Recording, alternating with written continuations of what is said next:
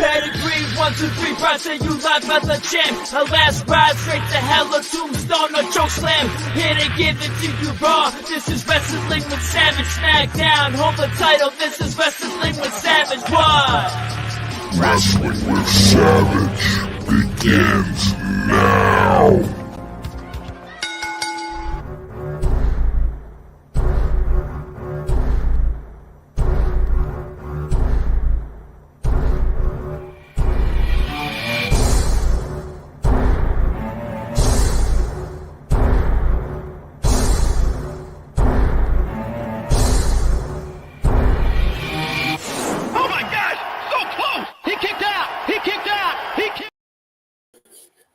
Good evening, everyone, and welcome to another evening of Wrestling with Savage.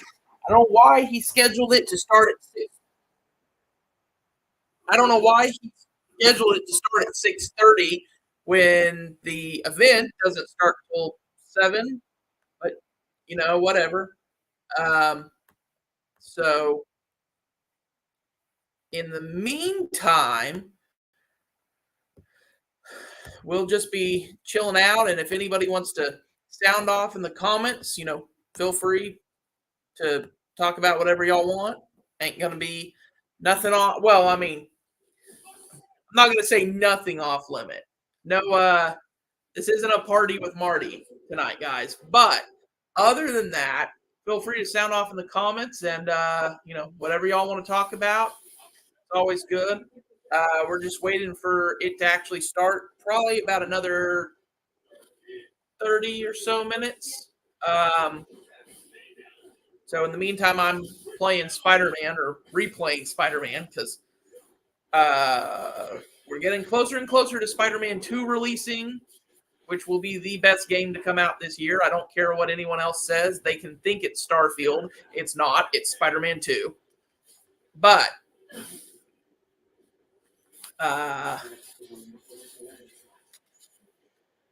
so right now, it's the end of the Meg, and I don't know about y'all. I get really, I don't know. I miss the days where horror was stuff like guys in hockey masks and razor claws on their fingers, and I don't want to say good stuff, but good stuff. Not it's a giant shark or and the even bigger one that bothers me is I hate how everything became so freaking demon possession. Like literally everything. Like for like I guess 3 or 4 months now. Or not months, sorry, years. It's just been every single horror movie that came out was demon possession. As somebody who doesn't like that kind of spooky wookie crap, just it wasn't good for me. But other than that, so what's everyone doing tonight? Anything fun? Anyone doing something enjoyable? Because right now it's just commercials for the Meg and me playing Spider-Man. So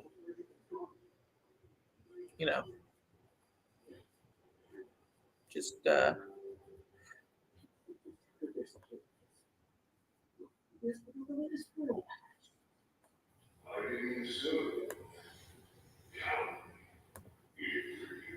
Is this the guy frantically erasing his search history? After all these years, you're still just an ignorant child. True, but that's part of my charm, isn't it?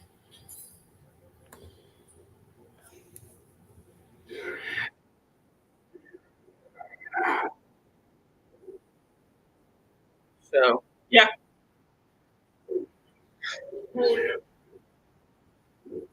Other than that, like I said, we're just waiting for this to get started. I don't know. Again, not sure why Savage scheduled it so early, but I ain't ever going to complain with a chance to talk and discuss things that I love. So, one of which being, so here's a question for y'all. And if there's any gamers in here, feel free to sound off. And if there's not, whatever. But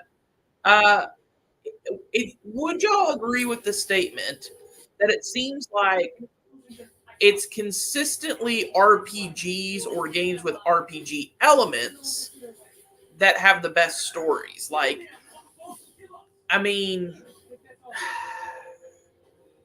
to me at least, it certainly seems that way. Hold on a second, guys. I'll be back in just 1 second.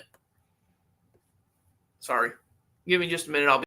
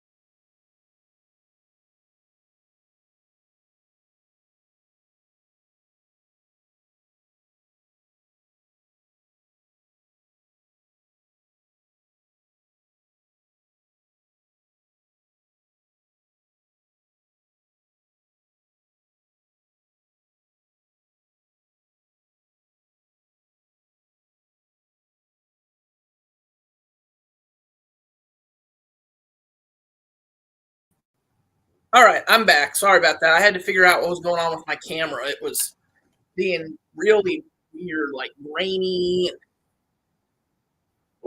Just I don't know. But anyway, so waiting for the collision to start.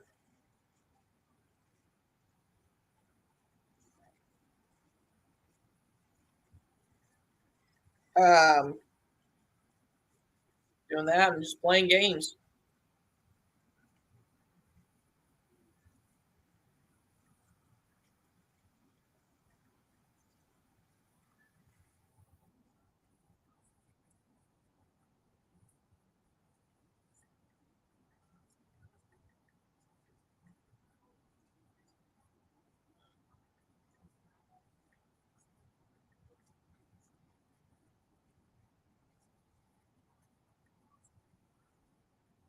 And like I said, feel free to say anything in the comments. Say hi, talk about games, talk about wrestling, what we hope we see tonight, anything. I mean, at this point, we're just waiting for it to get started. So,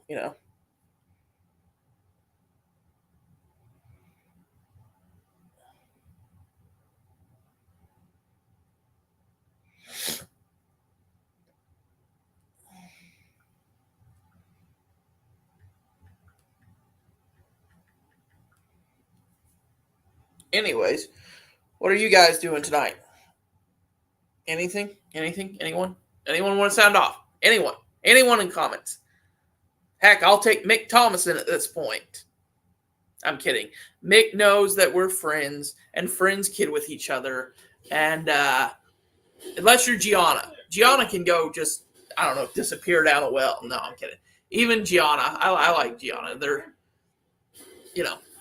we just enjoy messing with each other. Oh. So, just waiting for it to get started. Playing Spider-Man. Again, single best game this year is going to be Spider-Man 2. Anyone who says otherwise is, how do I put this nicely? Oh, yeah, wrong! But I am actually gonna have to apologize for that one, Kazi. I don't speak that language. I'm assuming it's Middle Eastern, but unfortunately, I do not actually speak that language. I speak I speak English. That's about all I speak, and I don't even speak that very well. Uh,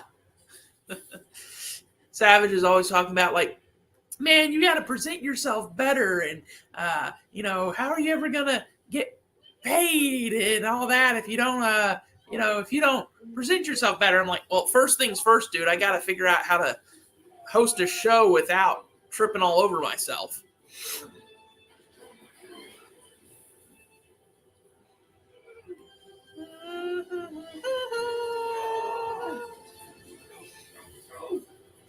So, yeah, right now I think it's it's the Meg, which is again, I don't know, guys. I grew up in horror movies when it was things like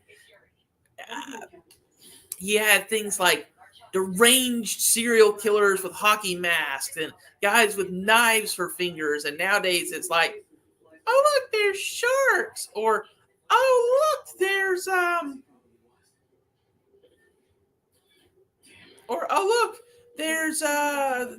giant sharks, or everything's demon possession. I'm like, did we just run out of ideas at some point?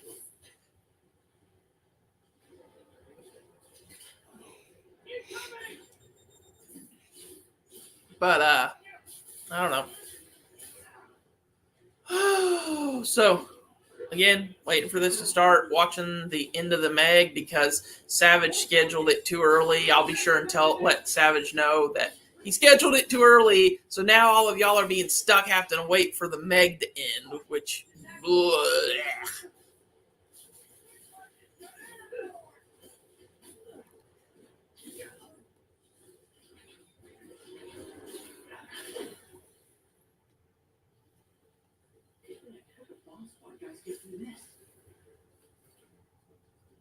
but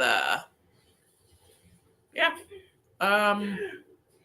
Should be an interesting night for not only wrestling with Savage, because Savage is going to have interviews, but man, should be a wrestling interesting night for Collision. I'll be curious to see what they do with that implied Ricky Starks heel turn, because in my opinion, they turned the wrong person heel. They obviously should have turned CM Punk heel, because nobody wants to see CM Punk as a face. Nobody. Not even Jay. Jay loves CM Punk, and even he's not silly enough to say that he should be a face.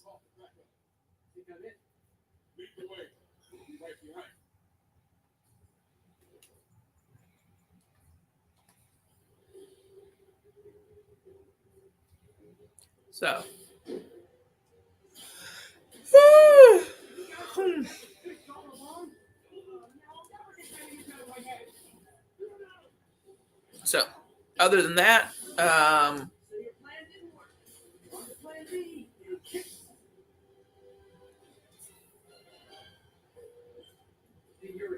I miss the good old days of horror. I really, really do. This kind of crap where it's, oh, it's an evil shark and it's eating everyone. That just doesn't do it for me.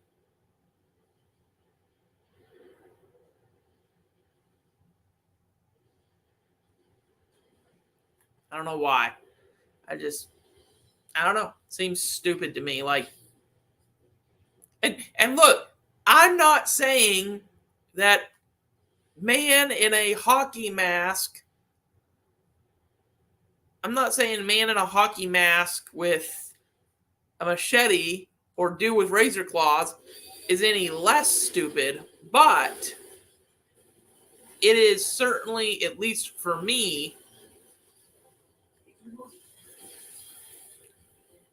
a thing where I look at it and I'm like, yeah, okay, it's still kind of stupid, but at least it's entertaining stupid, you know? It's not like stupid.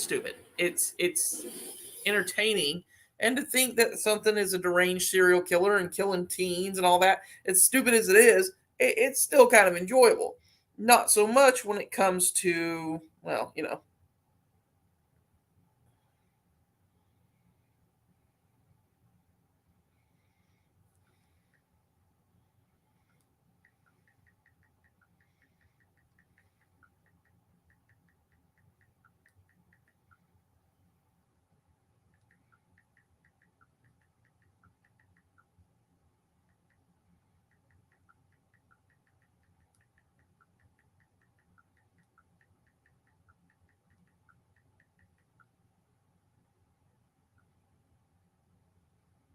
Hold on. We're just waiting. We're gonna have to wait now. How is this?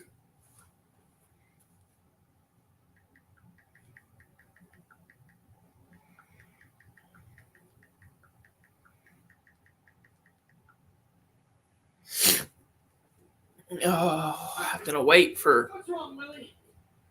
something Seem angry. terrible. I'll destroy you. Get your best shot. Oh no, it's a giant shark. We've got a giant shark coming at us. But sir, a giant shark? Yes, a giant shark. Like, Keep it open. just stupid. And the writing of these things. Jeez, you know your writing is bad when even Sharknado is better than you.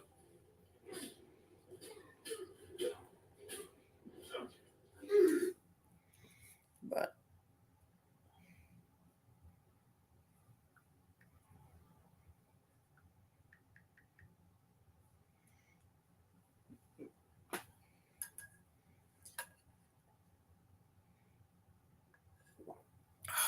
I'm so bored at Sharknado that I think I'll have to go do something good, like watch or Meg or whatever this is. I think I'll have to go do something good, like, I don't know, play Marvel's Avengers.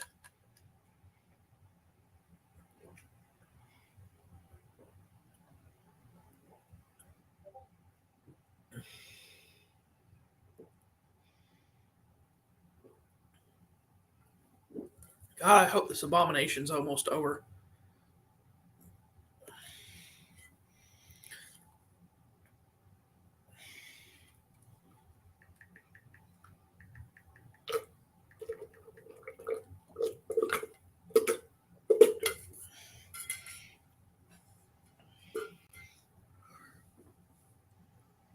No, I absolutely did not, Steven Chambers.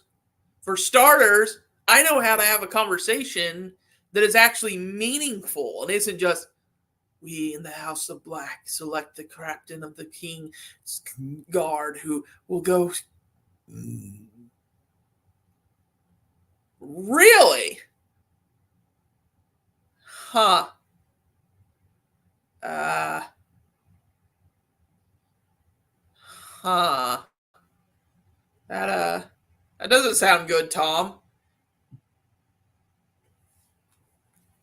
What for? What was he arrested for? I mean, it's savage. The most dangerous thing this man can do is stare at you like a teddy bear. Everything is wrong with this city. I mean, I was gonna say the same to you. Toto was probably. That sounds like a work to me, Tom. I'm not saying it is, but that sounds like a work. You fool. I don't want excuses. No, I can handle myself. He can't take us all. I can't reach him. But, you know, maybe it's not. Maybe Savage got arrested for looking too much like a teddy bear or being the least intimidating person in the audience. You know, who knows? You're losing, Willie. I haven't even started trying.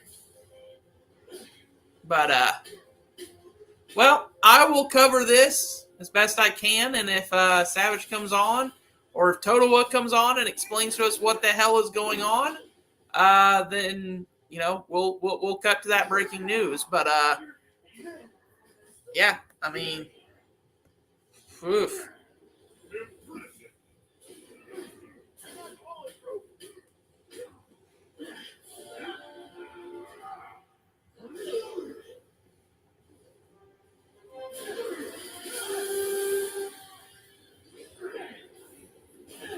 Okay, seriously, did they take out the QuickTime events when they moved this game over to?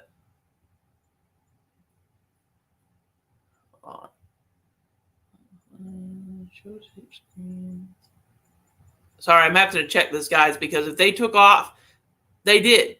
That makes me angry. They actually took out the QuickTime events on the PS5 version of Spider-Man. Spider-Man. That is frustrating to me. Wait, hold on. Oh, there it is. Okay, QTE autocomplete. Okay. Oh. That didn't go the way I wanted. Turned it back on at just the wrong time, evidently, but I'm one of those weird people who, to this day, is like, if QTEs are in a game, I want them in there. Like, I actually like QTEs. I don't. Do I think that every game needs to have an insane amount of them? No. But I think it's better if they do. Really? For what? Gianna? Hold on. What for? Like, I'm sorry. You're saying he's going to processing. He did get arrested, all that. What did he get arrested for? Like, what did he do wrong?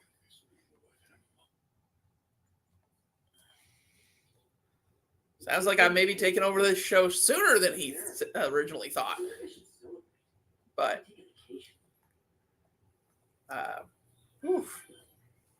this is going to be it's going to be an interesting night. I'm almost there. Blocks away. Guess I'll just do it myself. Go. It's not safe. Dadgum. That's. Wow, this is going to be a very interesting way to start out wrestling with Savage.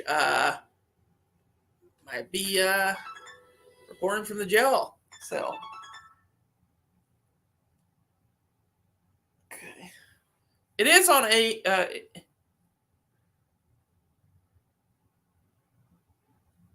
Really? Huh. It is on TNT, right, guys? Is that right? Is Collision on TNT or is it TBS?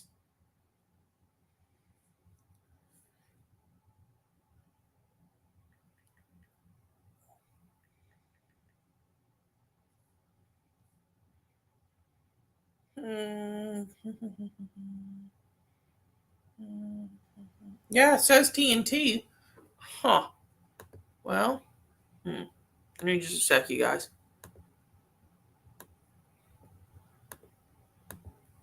I mean, geez Louise, are they just going, let's throw every single thing we can find at him? I mean, my goodness, that's a lot.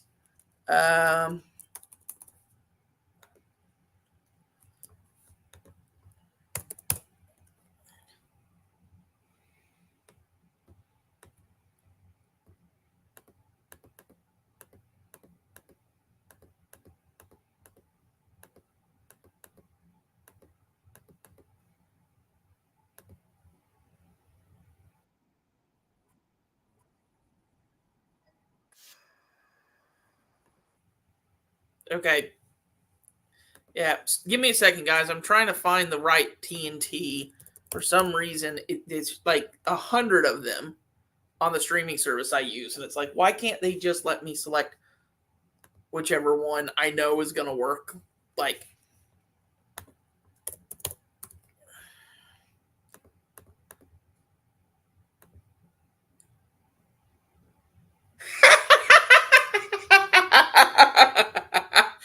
oh, Jay walking in prostitution. That's great. Like nobody would pay for that. Nobody. That's a good one, Gianna. That one made me smile.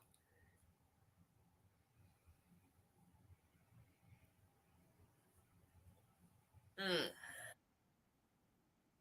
There we go. Okay. Finally got it started, guys. Sorry. It's all right for fighting. Well, I'm going to cover this to my best of my ability, whether they're here or not. So,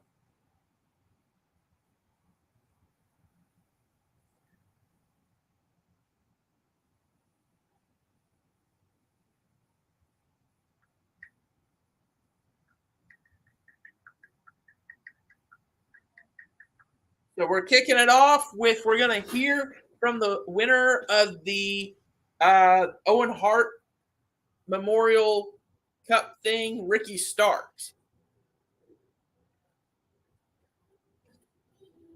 Right now, we've got Shivani in the ring, which, nobody cares what Shivani says. So, thank goodness they're bringing out Ricky Starks as soon as possible.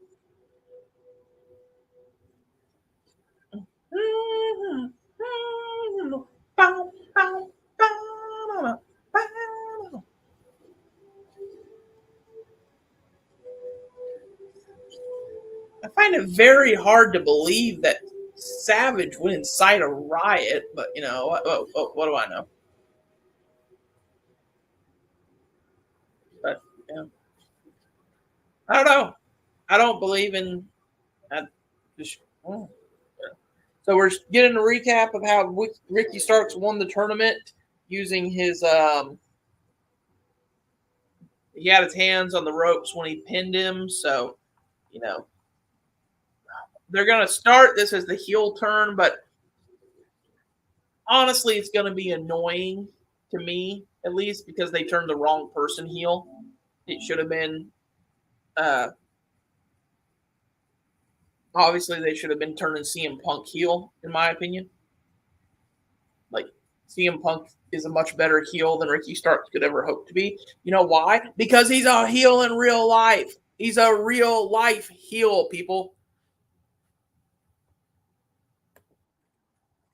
Good Lord. They blew their pyro budget for the year on Ricky Starks.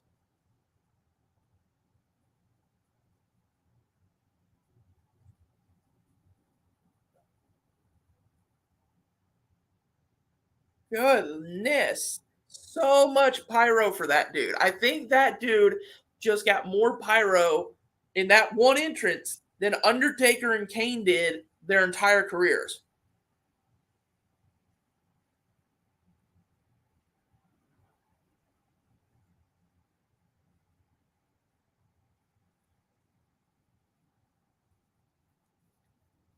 Shivani says, congratulations for winning it.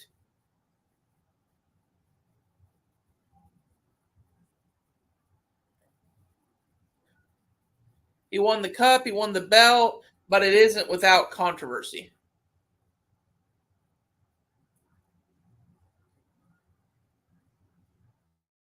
You deserve it, Chance, even though I don't know if I agree.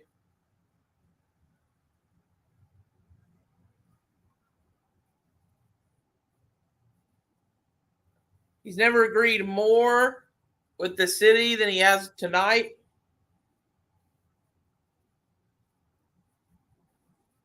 I'll start Chris. Like, it's crazy. Why? Like, I really, I'd have to see footage, but I highly doubt he did anything that would actually be worthy of considering, inciting a riot.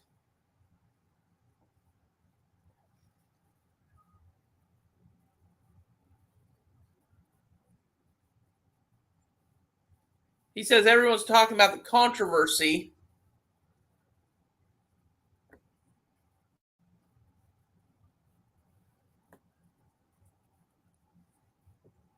He says 20 years from now, they're not going to ask, they're going to ask how many, not how I did it, but given how many chances he was given. Anybody else would have done the same thing.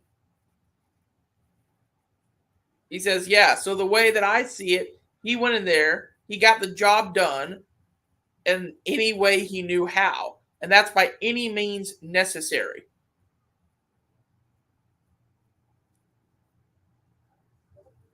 He says, don't talk to me about controversy. Talk about how sexy I am, how stylish I am.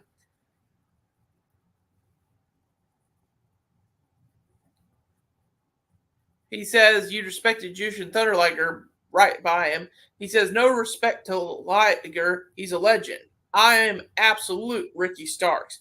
Now, here's what I want to talk about. Everyone wants to give me comparisons. No. He is absolute. He loves the fans. He says, you should be a pillar. It's a great sentiment, but I don't want to be no pillar. I stand on my own.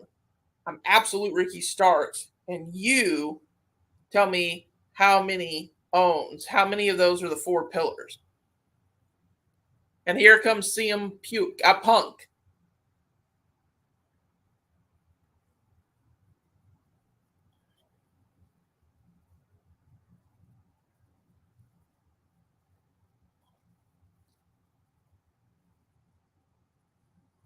CM Punk out here now. Not that anybody cares, because nobody does.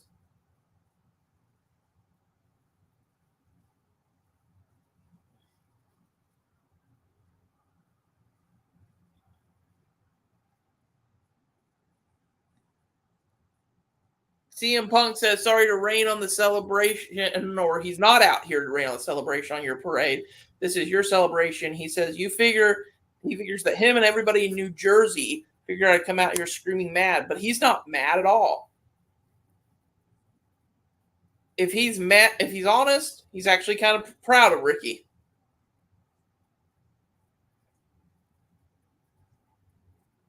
He can't say that he's never cheated anything in his life.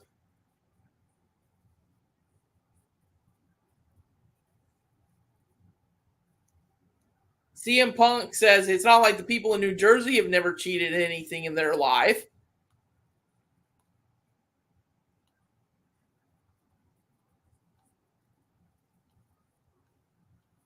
See, this is what I don't like. CM Punk coming out here talking crap. Maybe if the New Jersey Devils would have done this, then they would have done. That's a heel. That is cheap heat. They turned the wrong. If they are turning Ricky Starks heel, they turned the wrong person heel.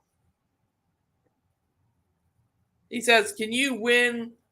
He says, "Can you live with knowing deep down the fact that you can't beat CM Punk without cheating?"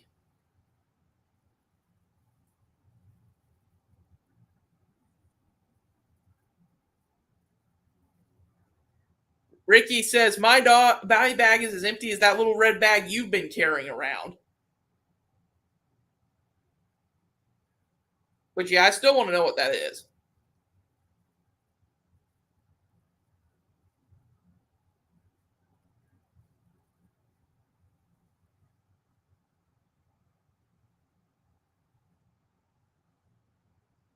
CM Punk chants now. The two of them staring each other down. Let me cares.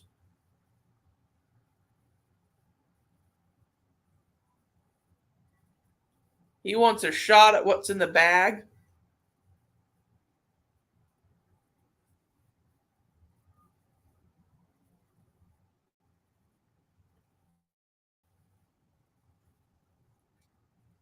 Oh, he's saying he's the real world champion.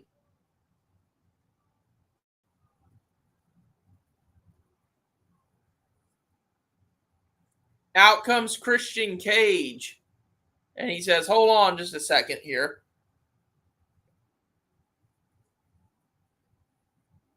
He's contractually obligated to appear tonight.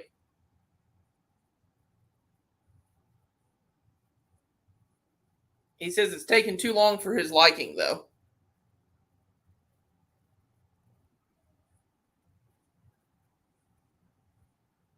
Doesn't want to have to spend any more time in New Jersey than he absolutely has to. Smart man, Christian Cage. He says it's called Dirty Jersey for a reason, sweat hogs, which is true.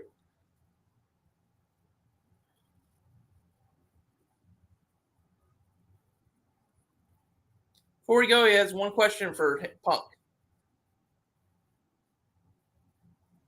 He says, how can he be champion for a championship he didn't win?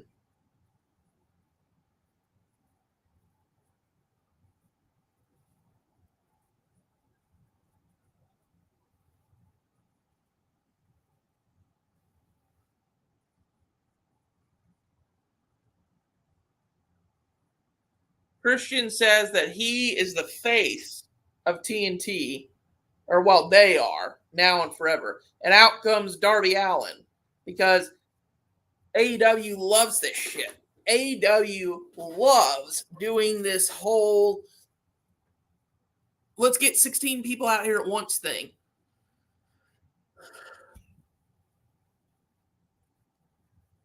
He says, Ricky, you know that I hate the term pillars. He hates it. Not 4 guys could be the pillar of this company. Anybody who's ride or die with this company is a pillar in his book. Like his good friend Punk.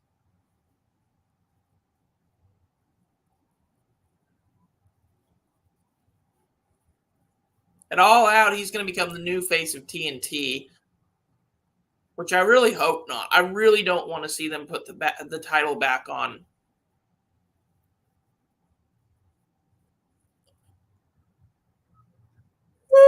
He says when he looks at him, he sees a guy who took too many psychedelics and thinks he's a dinosaur. Well, and if anybody knows about taking psychedelics, it's Darby Allin.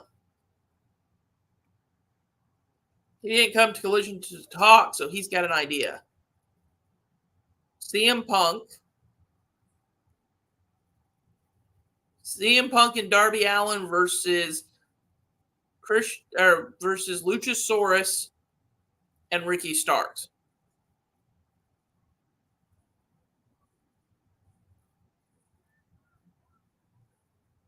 He says, how are you the TNT champion? What are you going to do about it? Why don't you be in the tag match tonight?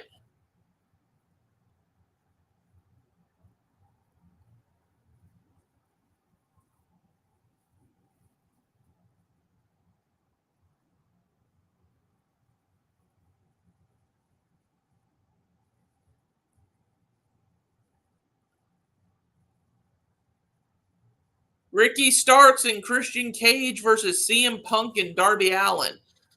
This is going to be a hard match for me to call, guys. On the one hand, I hate CM Punk and I hate Darby Allin.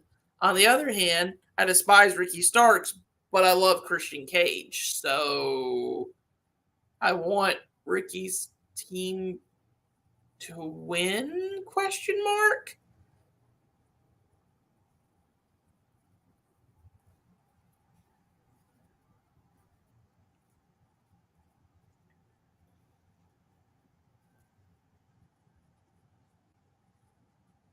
So they say Nigel, CM Punk with revenge in mind, Darby Allin with championship aspirations, finding a common bond, common allowance. That's the main event here tonight for Collision. So much action on the way. He says, we want to take you to an incident that occurred here today. Backstage, the next chapter in the AEW World Trios Championship. So we take a look right now.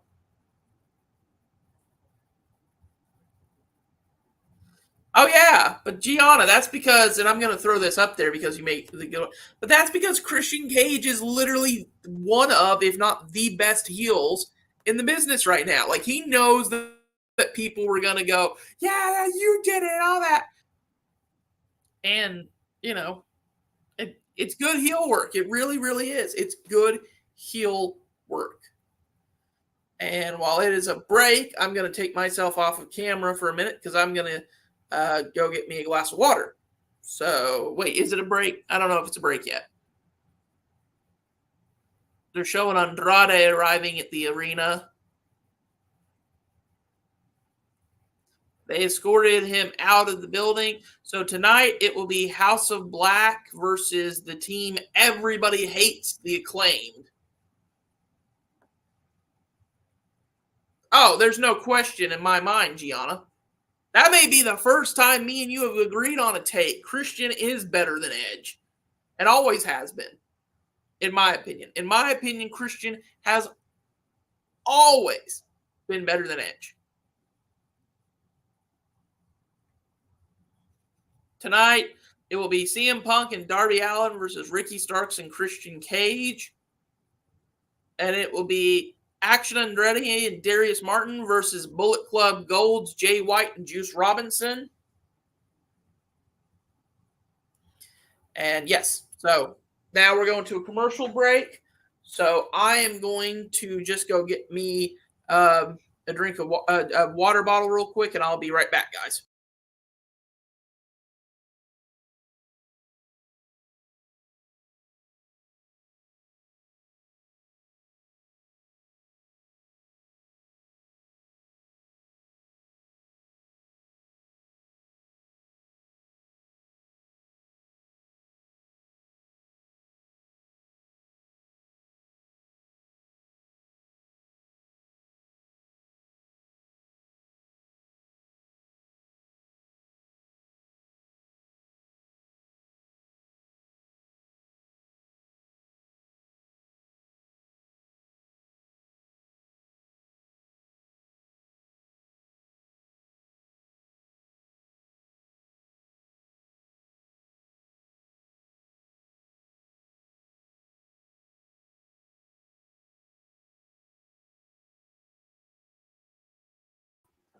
And I'm back.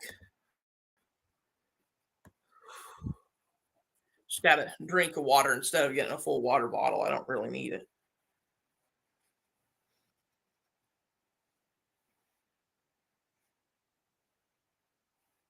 So, commercial break right now. So, what's everyone doing tonight? What are we doing, guys? What's everyone up to? Other than Savage, who's evidently up to getting arrested. So I don't know. I don't know if this is a work. I don't know if this is he's really getting arrested. I don't know if the world of hell itself has frozen over. I don't know. There's only so much you can.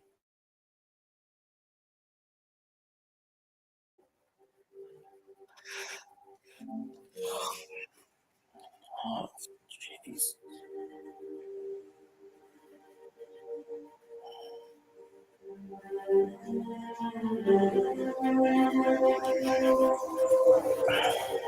So, anyways, then let's see. What was I saying? Yeah. Sound off in the comments. Anybody doing anything fun tonight? Relaxing?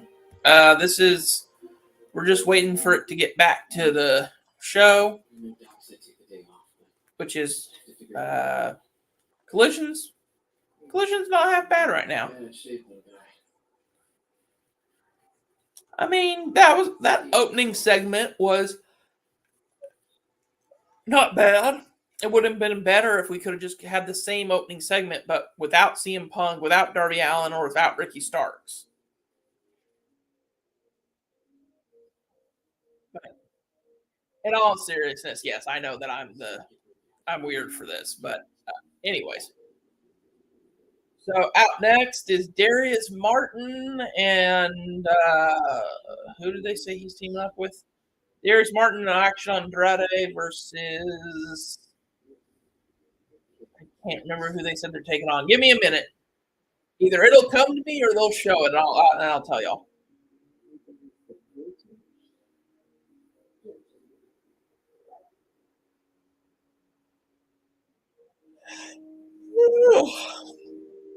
Of course, this is just a time filler match, in my opinion. I don't think that anybody's expecting anything too amazing from this.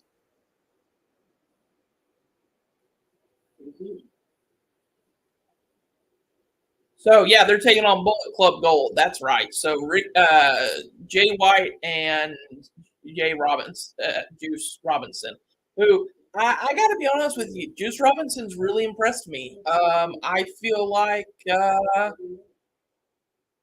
I won't say that he's been better. I won't say he's necessarily been better. I don't know that I would say better than Jay White, but I think as good. Actually, may be a little better. Hmm. I have to think about it. He's definitely been booked better than Jay White in AEW. But so yeah, by the way, if y'all did not see the match on, I want to say it was on Collision last week, but Bullet Club Gold versus FTR, that match was an instant classic. Honestly, that may have been one of, if not the best match that AEW has put on thus far. Like that was a clinic in tag team wrestling. That was better than any tag team wrestling thing we've seen from WWE. And yes, I'm including the Usos and Pretty Deadly. So, taking their jackets off, Bullet Club Gold is getting ready for a fight.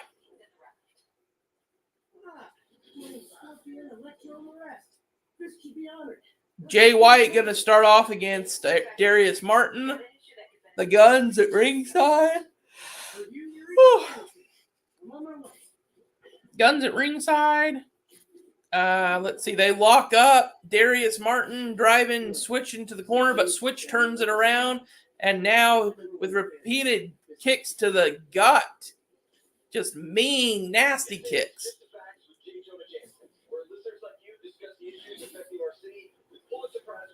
Chops to Darius Martin. 2 swing. Spider-Man, Threat, or Menace. Within 24 hours of our broadcast, you'll get the autographed copy at no extra charge. No personalization, Jay White Juice Robinson tags in. Now Jay White coming in. Or Juice coming in, sorry. Juice tagged out to Jay White. Juice coming in, sorry. Darius Martin with a nice looking drop kick that just levels Juice. But now Juice trying to come in. Top rope, I don't even know what to call that. That was like a top rope corkscrew.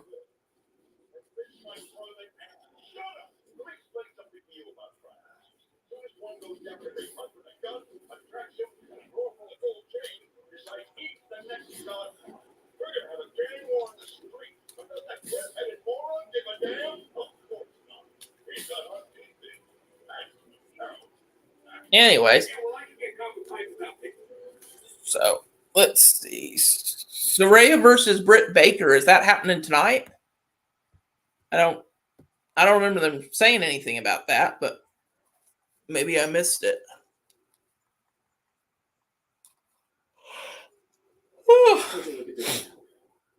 Juice Robinson goes for a suplex, but Action Andrade lands on his feet, and then just a high. I don't even want to call that a scissor leg, but just like a single leg, just knocking Darius Martin down.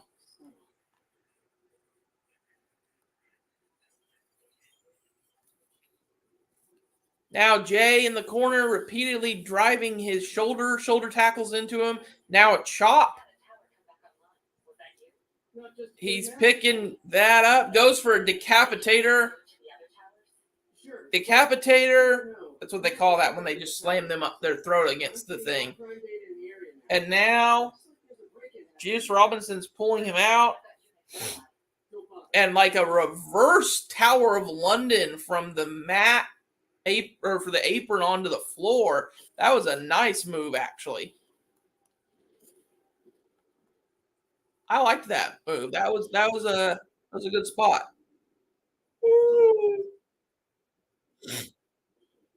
Jay White now throwing Darius Martin just man, he just threw him into the barricade. They're now going for their gun thing. Taunt. You're talking about the Guns with Bullet Club, who, let's be honest here, I don't necessarily care what other people say. I still don't think they should have taken the titles off the Guns as early as they did. I understand why they did for FTR, but I still just don't think they should have done it. I think that the Guns are a great tag team, and I think that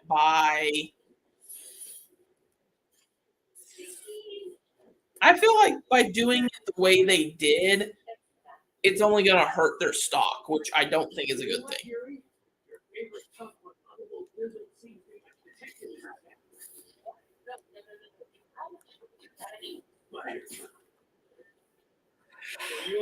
Woo! And it goes to picture in picture, so that's going to be kind of hard to call you guys. Sorry, but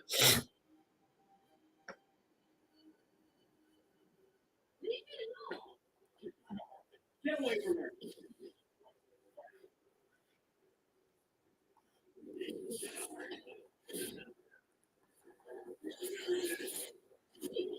so, anyways, in the meantime, what we doing, folks? What we doing? What we doing? What we doing? Anything? Anything? Anybody doing anything cool or fun? Anyone?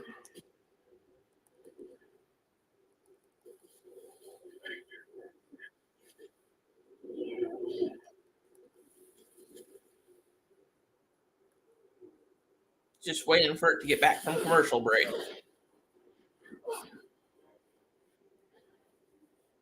Walk away now.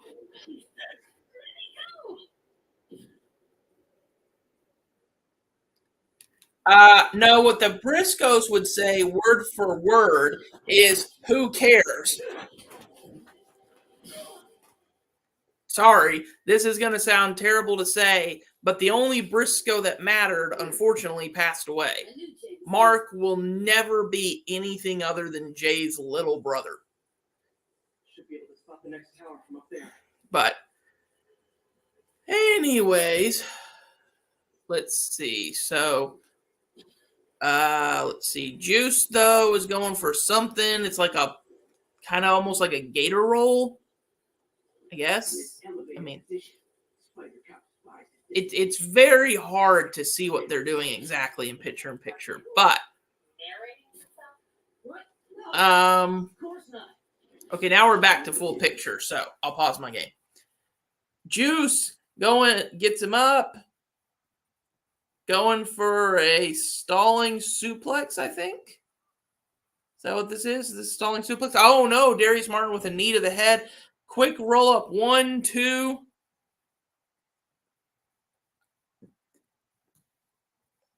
Look, I like Marty Jannetty, RJB, but yes, that is exactly what I'm saying. Mark was the Marty Jannetty of is the Marty Jannetty of that team. He will never be a world champion. Never.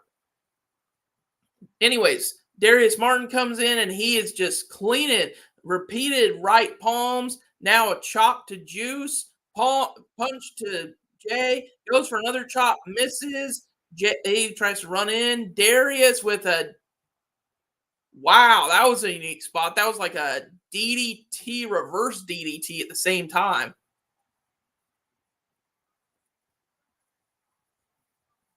Oh, yeah, no. Look, Marty Jannetty is, and so is Mark Briscoe for that matter. Both of them are phenomenal competitors, but they're just not world champions. I know that sounds terrible to say. I think that Marty Jannetty should have been a world champion, but then again, I should be dating a redheaded girl with, nice features. We don't always get what we deserve. And Marty Jannetty and Mark Briscoe are not going to get what they deserve, and that they're not going to be world champions. Anyways, let's see. Darius Martin with a back elbow gets out of the hold that Jay had him in. Now a leaping crossbody, taking him out. Clotheslines Jay over to the top rope. And now Action Andrade does this weird, sitting moonsault thing. Which, by the way, so it's Jay White, but just so y'all know, if I call him Switch, that's just because that's a New Japan thing for a while now. He's been called Switch over there. So, oh, that was interesting. That was like a drop kick German suplex combo. That was a Nice spot. This has actually been some pretty good wrestling so far, guys. Some good tag team wrestling, and yeah, I think that they deserve credit for it.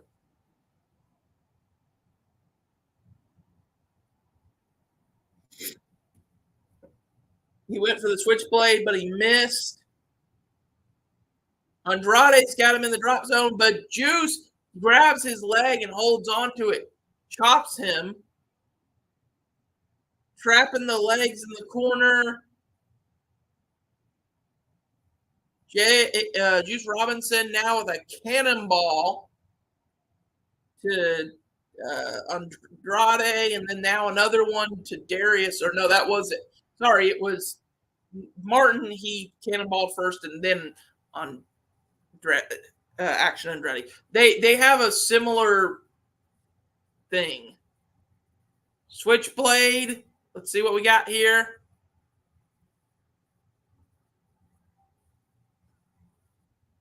And now Jay with the left hand did switch. Now that like pendulum DDT. And now Jay says it is over. Blade Runner, you guys. Blade Runner, and that is academic. 1, 2, 3. Nobody, just like the one-winged angel, nobody kicks out of the Blade Runner. So Bullet Club Gold, your victors tonight.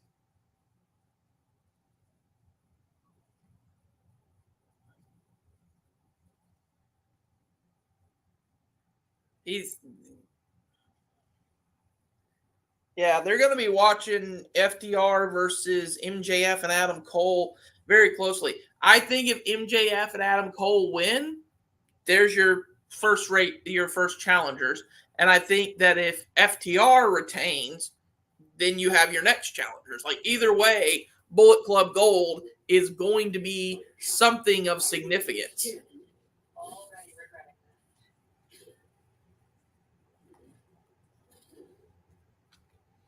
So afterwards, the Guns come in and they just proceed to beat down Darius Martin and Action Andretti and just unceremoniously dump them out into the ground. And now Juice and Jay posing Collision. They're giving us a recap of the tonight. No, he wouldn't, RJB. CM Punk would not kick out of the Blade Runner. The only thing CM Punk can kick out of is, how do I put this nicely? Actually, you know what? No, I'm not going to go that joke tonight, guys. Sorry. I could, but I feel like we should be held to a higher standard here on wrestling than Savage. But no, he would not kick out of the Blade Runner. And more importantly, when he didn't kick out of the Blade Runner, he would be mad because he would go, "What? Why did I get to kick out of this finisher like Bobby Fish kicked out of mine?" Even though Bobby Fish was in the right and I was 1,000% in the wrong on that one.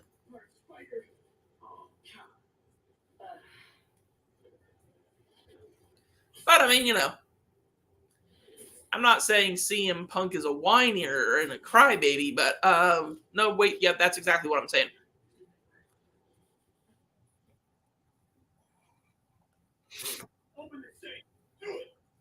So, more commercials now. Something about Hard Seltzer now. And I'm just webbing up bad guys because Spider-Man, better than you at everything. Oh, no, wait, sorry. I'm sorry. I was supposed to sing the correct song, which is, for those of you who are gamers, just so y'all know, the correct way of singing the song is actually Spider King, better than Starfield at everything. Actually, far more of a whiner than Bret Hart. Bret Hart had a legitimate reason for whining, namely the fact that that Goldberg ended his career off of a botched super kick. So, absolutely, Bret Hart had a legitimate reason to whine. CM Punk, not really. He's had a pretty good career. He's had a pretty good career considering he's an absolute piece of shit. As of today, Spider Cop is officially retired. Double clothesline? What? What are you talking about? It's still a commercial. Yuri, Yuri, you there? It's the emotion of a moment overwhelmed her.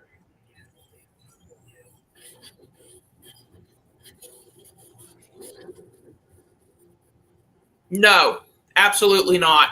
Look, I agree with you. As a wrestler, you should know the risks, but Goldberg wasn't even supposed to hit that super kick. That he improvised, and that ended up costing Brett his career. So absolutely not. That is not a case of, oh, well, you know the risk going into it.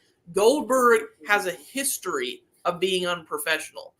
Now, do I think that Brett kind of held on to it more than he should have? Maybe, yes, but you got to remember, this loser, Bill Douchebag, didn't even give him an apology, and Brett was owed at least that much after what he did.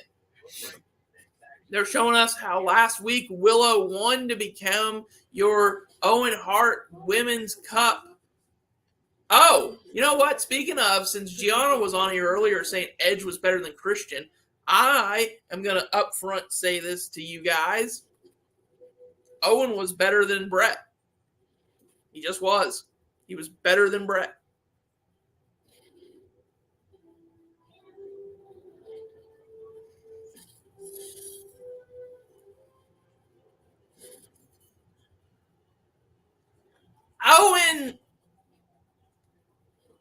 Owen, from what I understand, that's not true, number one. From what I understand, that Owen did apologize. Steve just basically decided he didn't want to hear it. Now, the next thing on this that I've heard, I'm not saying it's true, but the difference is that spot was planned. By the way, guys, out comes Miro, who honestly, Miro should be a world champion. Oh, but he gets ambushed by, who is this guy? Oh, that's Nick Camarado. Dang, Nick Camarado looks bigger than I remembered him being. But he's coming out here, and he is just destroying Miro.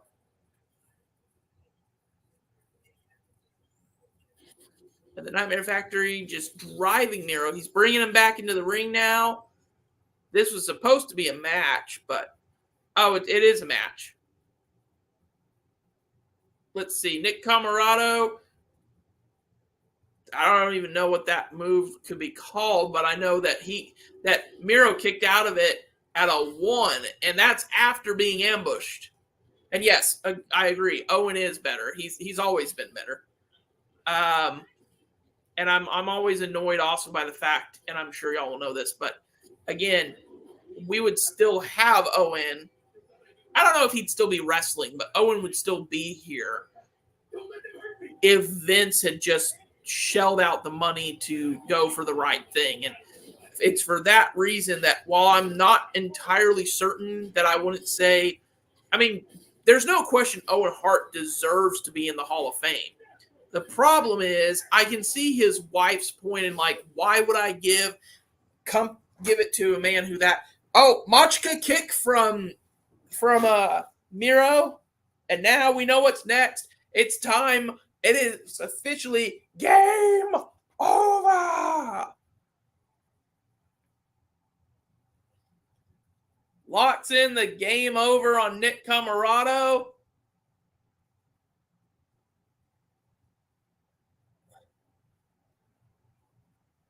And let's see. Nick Camarado, though. Yep, Nick Camarado taps out. That is it, you guys. That was another squash match for Miro.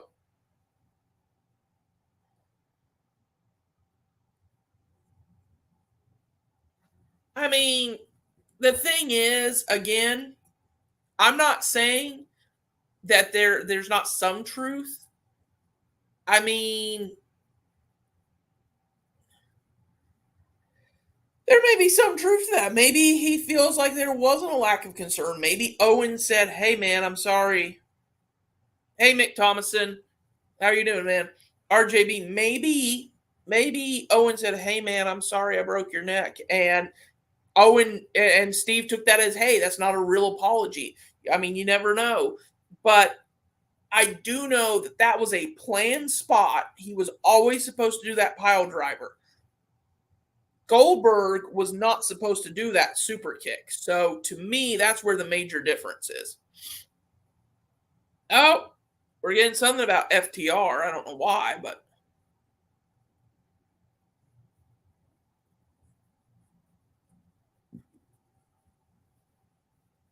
he says if a little 8-year-old girl will fight that hard for something, it's not promised to her. Oh, right, his daughter. I am not,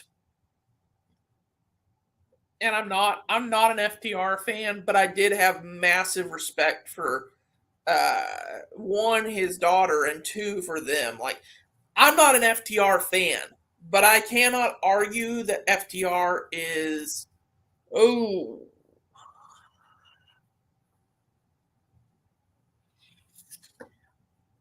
RJB. I'm honestly gonna say I'm gonna say Goldberg.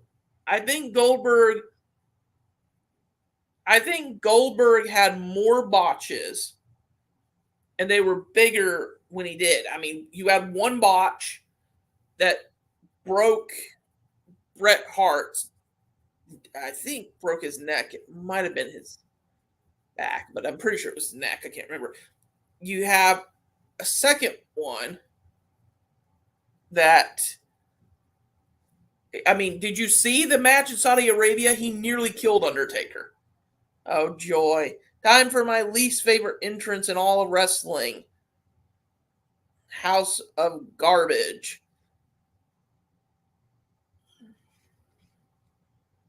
The funny thing is, I love all three. I love Malachi's moveset. I love Brody King's moveset. I love Buddy Matthews. Like, I like his moveset, and I like Buddy Matthews, the person.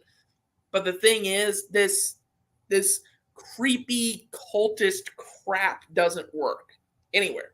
Doesn't work in WWE, doesn't work in AEW, doesn't work in New Japan. Just like creeping stuff historically does not work. But to answer your question, RJB, I am going to say Goldberg. But I will say this. I think Ryback is almost, if not, I will say Ryback, I think, is almost, if not as bad, because I think the difference is that I think Goldberg genuinely, he improvised, he botched, he did things he wasn't supposed to, but I don't think he was ever trying to intentionally hurt someone. I think Ryback was intentionally trying to hurt people, particularly CM Punk, which, again, a small part of me goes, I don't like CM Punk, so who cares if he was? But at the same time, yeah, I think Ryback intentionally tried to hurt people. And then we got this House of Black weirdness.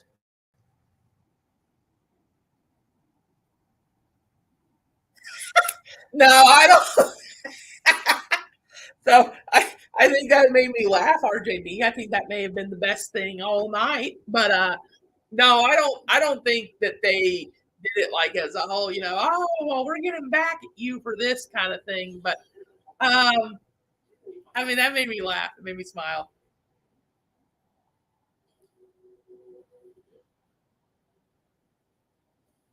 Oh yeah.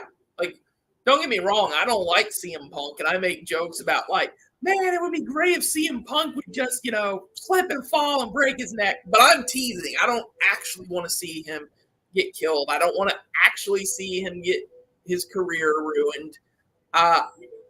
I would be perfectly happy if we never saw him again, but I would want it to be because he decides, hey, I'm done with this. I'm retiring, and all that. I don't necessarily want it to be because he's injured.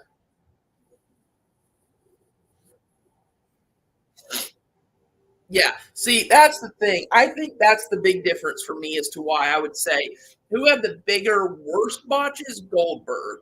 They nearly killed a person twice. But who despise or dislike more Ryback. I think his was intentional. I think he was trying to intentionally hurt people. And that for me is the big difference. Like, I can't look past him going, yeah, if I hurt people, whatever, who cares, blah, blah, blah. Like, at least Goldberg, I don't ever feel like his were intentional. I don't think he went, you know what, I don't like Brett, so I'm going to break his neck so that he can never wrestle again. I don't think he was that malicious. I think he was just unsafe and unprofessional. So I don't know if that answers your question or not, but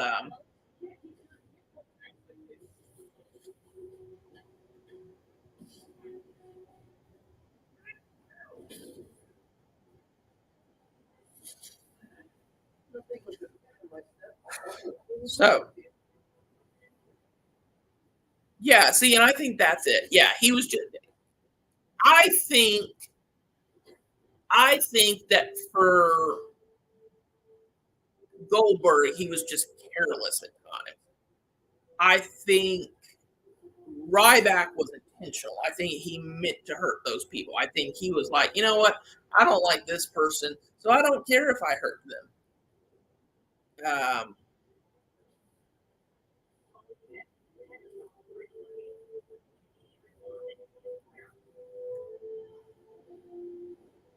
So, House of Black having made their entrance that takes way too long in the off time, and you know, here we come, and here come the losers. I mean, they're the Acclaimed, but they're losing this match, no question.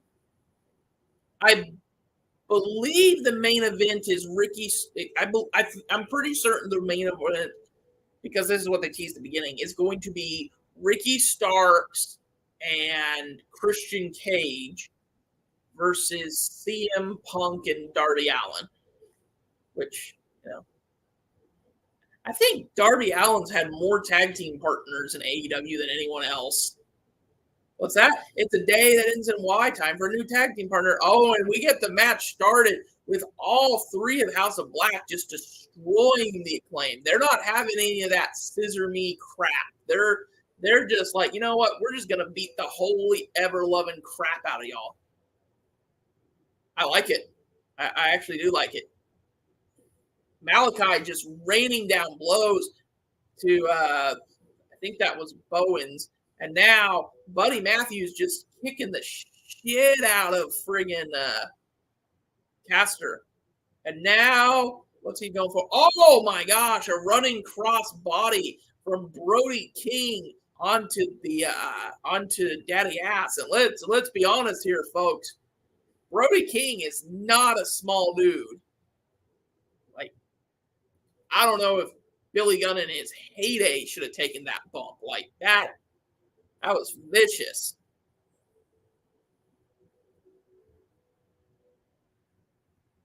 Yes, I just double checked it is. Buddy Matthews with a knee to the gut on Caster, tags in Malachi. They throw him into the ropes. Malachi with a back elbow, and then Buddy Matthews with a soccer goal kick. And man, he kicked that right between the uprights because that was beautiful.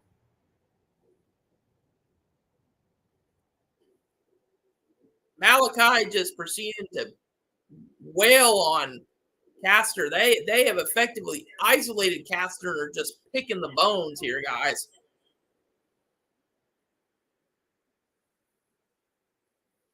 One, two, kick out. I don't know if that was a smart move. Like, I will say this. Malachi is very high up on my list of wrestlers I would never want to step in the ring with. Not because he's unprofessional, not because he's dangerous, although he is that, but simply because, have you seen his moveset? Even if he's protecting you, it still looks like it's going to hurt. You're still going to be like, oh, why did I take this match? Brody King now in, and he continuing to just destroy Caster with huge chops, which, you know, the thing about a guy like Brody King throwing a chopper is Chops can hurt, period. Not going to win you the match, but they can hurt. But man, you do something like that with freaking guy Brody King size. Oh no, that hurts. So Matthews tagged back in. Matthews goes for something in the corner, doesn't work. Caster trying to fight out now. Matthews grabs him though, slams him into the corner turnbuckle opposite his tag team partner.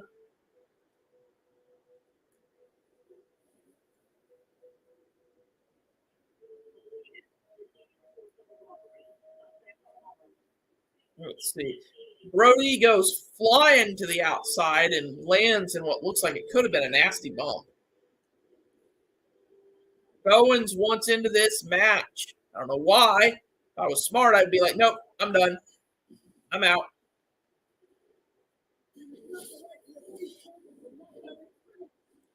But I guess they think that they can win these trios titles. Of course they can't, but hey, you know what they say. There's an idiot born every minute.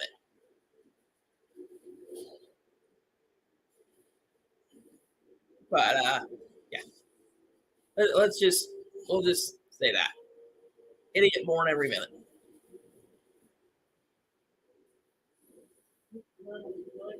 Daddy Ass now pounding on the corner turnbuckle like he wants in. But Buddy Matthews has the leg of Castor. Castor kicks him off. He goes flying. In comes Malachi. In comes Daddy Ass. Billy Gunn. I was trying to remember his actual name. He's been Daddy Ass for so long I couldn't remember his actual name, guys. Let's see. Brody here, though. Black Mass. That is it, guys. That is going to be the end. 1, 2, 3. Black Mass is another particularly well-protected finisher.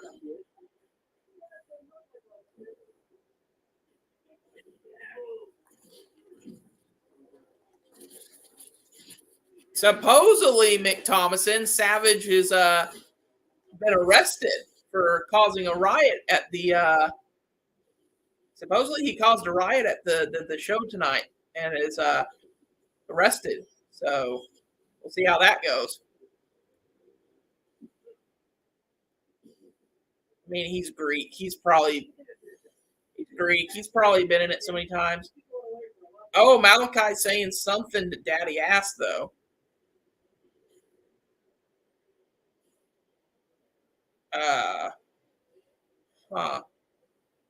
Not sure what that was. They're saying it was a sign of respect for Malachi over the Daddy Ass, but I don't think that. I don't think Malachi respects anyone. He said something.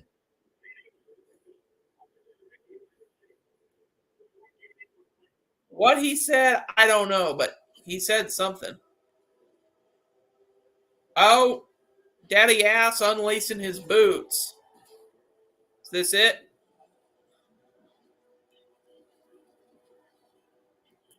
Is this it, you guys, you think?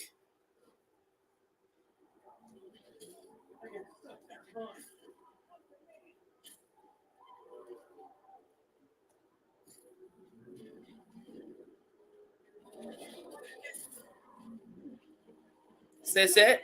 It is. I think this is it, guys. I think Billy Gunn is dead. Oh my God, Gianna, you're too far ahead of me.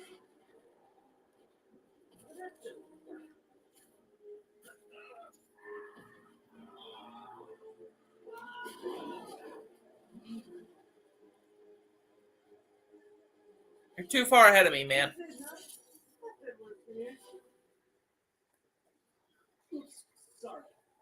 But yeah, he's taking his boots off. That's it. Oh, I thought you were being serious there.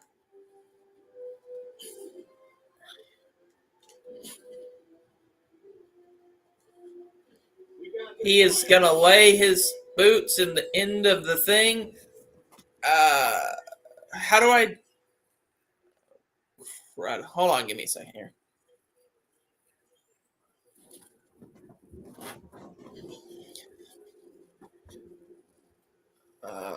One second.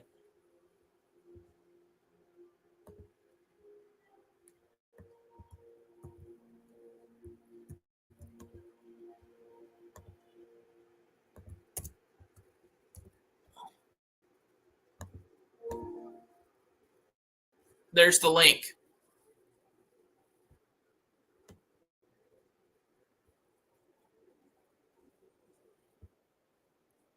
Says there's everyone says they're stunned. It appears that Daddy Ass is done. He's ready to retire, and I hate to say this, but I think it's a good thing.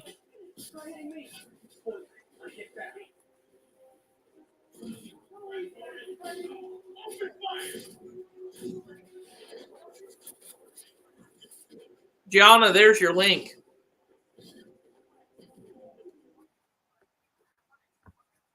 Oh, there you are. I don't play any games, and I'm in the dark too. I'm in the darkness. Sometimes I fall asleep in the darkness, and sometimes I find myself waking up in the darkness. Oh, Lord, are we getting a House of Black promo here? No, we're getting a reality check here, and the reality check is this: Daddy Ass still got it. I'm not gonna bash on him. I think this is an angle, maybe to turn him heel, and we'll see what happens. Maybe he shows up with Bullet Club Gold. I don't know what he does, but Maybe. But let me ask you this. And Mhm. yes, he does still have it. But let me ask you this. If in fact, well, I don't know who Nick is, but I guess I'll add him. If in fact this is him done, do you think he really had anything left to accomplish in this business? No. He was a tag team wrestler. He accomplished everything he could accomplish as a tag team wrestler. And then what he's doing Right. now later in his career, he has nothing else to prove to anybody. Here But I comes think this is. FTR. Yeah. No, I agree with you. I don't think he had anything left to prove. I think that I think it's like I'm gonna say this. I think it's like Christian Cage. If Christian Cage retires tomorrow, I'm gonna be like, the dude is a bona fide legend. It doesn't matter if he retires tomorrow or if he retires 5 years from now. He's still a legend. I'm still going to say this. Just seeing FTR on the screen here with Tony Schiavone. Tony Schiavone looks like a soggy man. Looks like he's soggy. But, He is. watching FTR on the screen. FTR shouldn't have these tag titles right now. It's a shame what they did to the Acclaimed, basically killing that whole rivalry with them and the. Well, I'll give you a bigger one than that, Ricky. For me personally, even bigger one. Why did y'all take the titles off the Guns so quickly? Like, they were a good tag team. They were good champions, and yet for some reason y'all decided to just take it off them. Oop, I guess maybe we lost Ricky. So, chance of FTR breaking out in the arena. So, they say that they had one of the best tag team matches last week, and you know what? I agree. I think they did. I think that was one of the best matches AEW's ever had. I'll put it this way: it was certainly better than any of the crap we got with the Blackpool douche club. Like, so here's a question for you guys: who wants to see, talking about people tomorrow and retire and they'd be a legend? Who wants to see John Moxley retire tomorrow and never have to see him again? Because I do.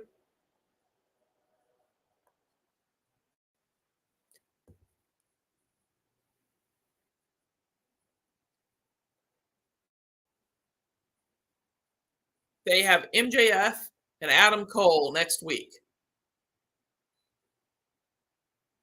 And they're cheering let Ducks go for the night. Time to sneak into Spider-Man. He says, but do you trust MJF? The answer is no.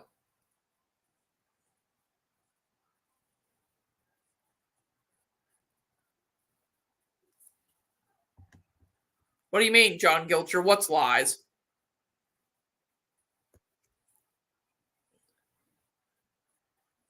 Is it-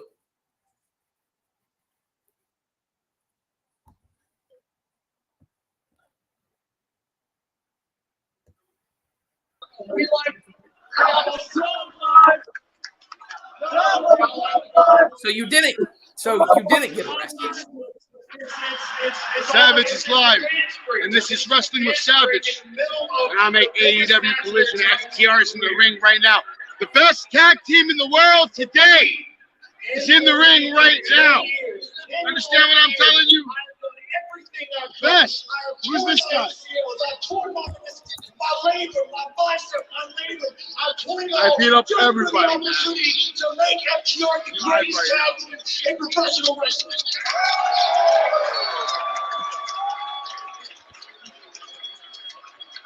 So next week in Hartford, Connecticut. Hartford, Connecticut. Next week, Hartford, Connecticut.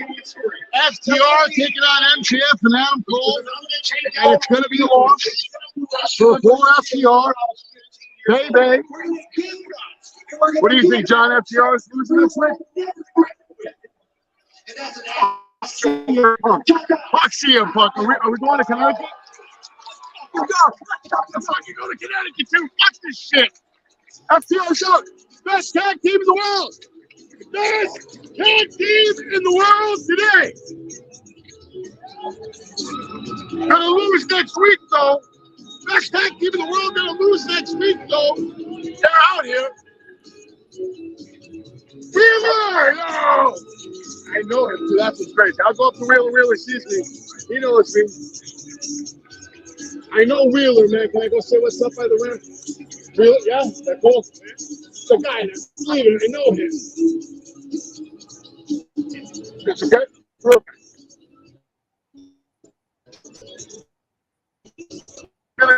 What's up? Live right now. Live. They killed it, and I know them too. I know these dudes. I'm calling them right now. Come back out.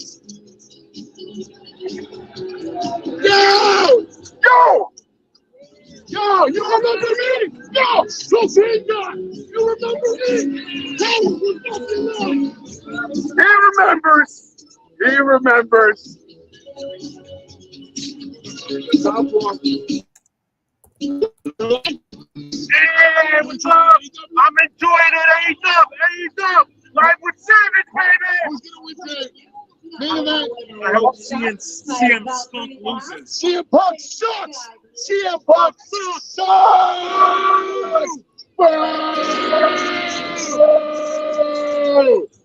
CM Punk sucks. CM Punk sucks. Tony Schiavone, living legend. You'll see me here soon. I'm going to give you a raise because you deserve it, brother. When I get here, I'm going to give Tony Schiavone a raise. And CM Punk still sucks.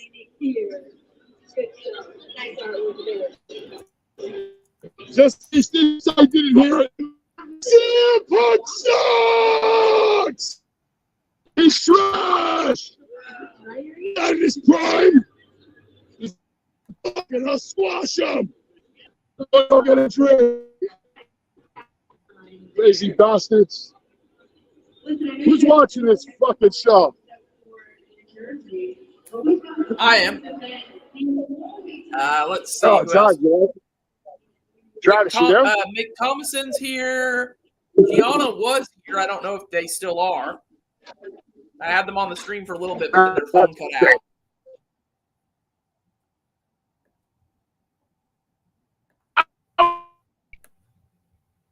Speaking of phones cutting out, yours is terrible. It's bad. Anyways, guys, so Savage live there, clearly not arrested. I didn't think so. I mean, look at him. This man doesn't scream public menace. This man screams well-dressed businessman, the kind of guy you want to hire. And if you're Tony Khan, hire him immediately so he can help you fix your programming. Because Lord knows, number one thing that needs to be fixed, stop with that John Moxley. We're all sick of him. So, but yeah, so Savage there. Hope he's enjoying the show. Looks to be a pretty good night. We really need to get better about organizing your workspace. I think we've got samples of every type of prosthetic in existence. So, let's see It's amazing what we got. how prosthesis Commercials. Yay, commercials. Does anybody actually like commercials? Like, seriously. Does anyone actually watch commercials anymore? Stop working on this. Like 99.9% of my stuff, like information I just get off websites now. I can't even remember the last time I watched a commercial. I know that it was probably like years ago. Another potential prosthetic contact material. Oh, hydrogel IPN. We get a trailer for season 2 of Heels. Looks like it's going to be really good. I absolutely loved season 1. I can't wait to watch season 2. It's going to have CM Puke and AJ Lee in it.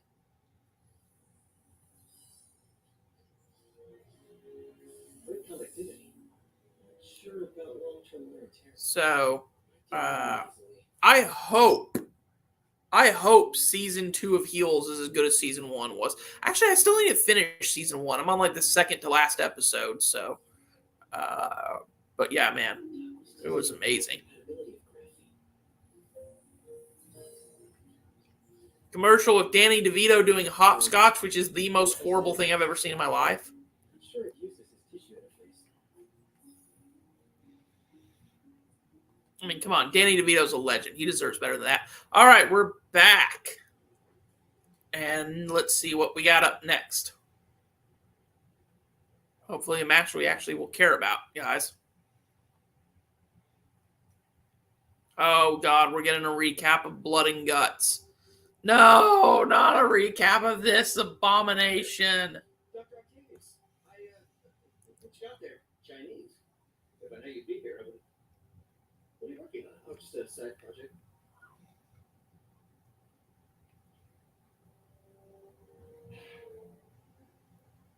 Of course. It's you. So, I don't know. Come on, Parker, it's obvious. Let me explain. I only wish you told me sooner. I wanted to.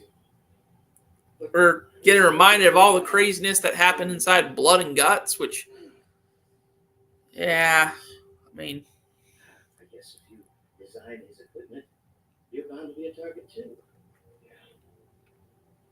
Yeah. Yeah. Don't worry. Your secret's safe. so Well, Blood and Guts, which was not awesome. Mick Thomas said it was the exact opposite of awesome. Look, was it entertaining to watch? Yes. Was it a great match? No. Oh, look, here comes Jay's favorite wrestler, Sky Blue. Jay loves him some Sky Blue.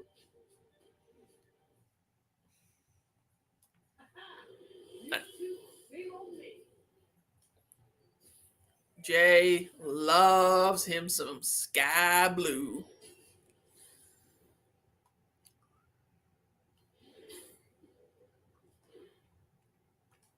You know why Jay loves Sky Blue? Because even though he keeps saying things like, oh, she's green, she's green, she's green, what he secretly means is, I'm green with envy. I'm green with envy by the fact that she's doing something I only wish I could do. Nah, Jay knows I'm playing with him. I love Jay. Jay's a good guy. Good guy. Little bit of a nutcase, but good guy.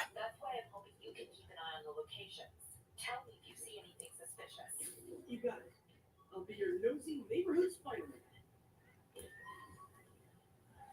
Let's see. I thought web swinging would let me get pizzas delivered fast. And it did. Fast and smashed. Taya Valkyrie versus Sky Blue now. So I was wrong, guys. It wasn't going to be a match that anybody cares about. Shame.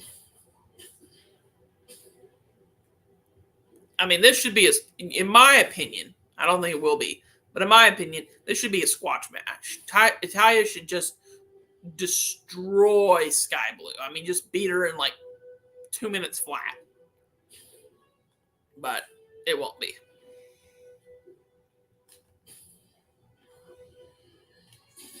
My loyal listeners, brushheads, they call themselves, though never quite understood why, will remember my warnings about the downright Orwellian crime monitoring system the city was installed.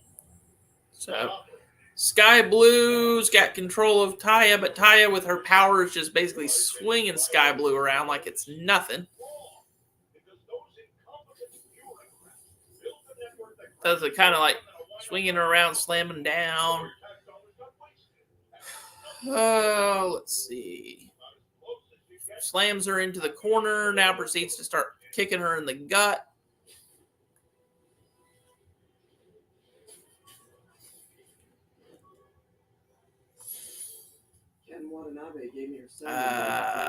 Taya mocking her. Goes for a chop, I guess. And now Sky Blue with repeated elbows to her. Now chops, and Taya just shoves her away. Sky Blue goes for a shoulder tackle, which was stupid. I mean, Taya's a good 2 feet taller than her.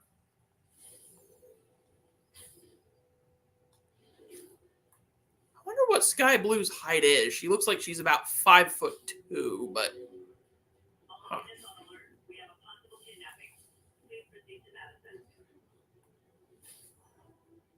So, let's see. Not arm drag from Sky Blue, which even that didn't look all that good from her. She's just not very good, if we're being honest. So, Sky Blue with a kick to Taya's head. But Taya comes back and just knocks her off the apron to the floor below.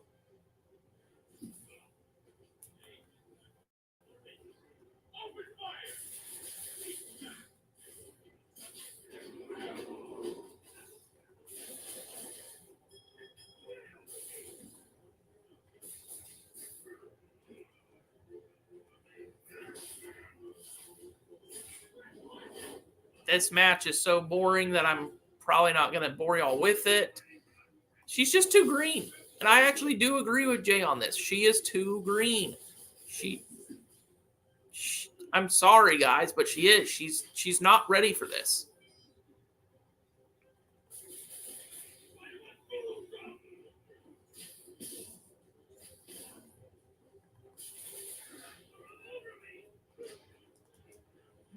Fucker. Sorry. So, anyways, guys,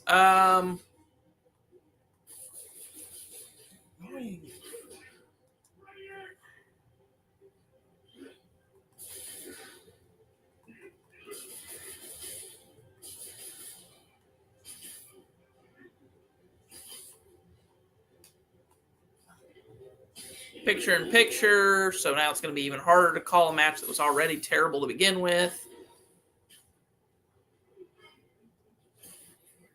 But yeah, guys, so if y'all ever see Jay on here, just remind him, we all know that he loves him some Sky Blue. Commercials that nobody cares about. Of course, I don't know that anybody cares about this match either, so, Okay, real talk. Anyone in the chat, sound off if you want. Do you care about women's wrestling, or is it just something that you're like, it's on until, they go back to real matches? Like, do y'all actually care who wins this? Or do y'all are just like, it's women's wrestling. Cool. Can we get back to the men now? And it's not because the women aren't talented and don't deserve credit and all that, but the storylines are just never there for some reason. Like, and I don't know why, because they should be, but for some reason, they're just not. Like, I can never give this prototype spider tracer enough range I don't know. to be useful.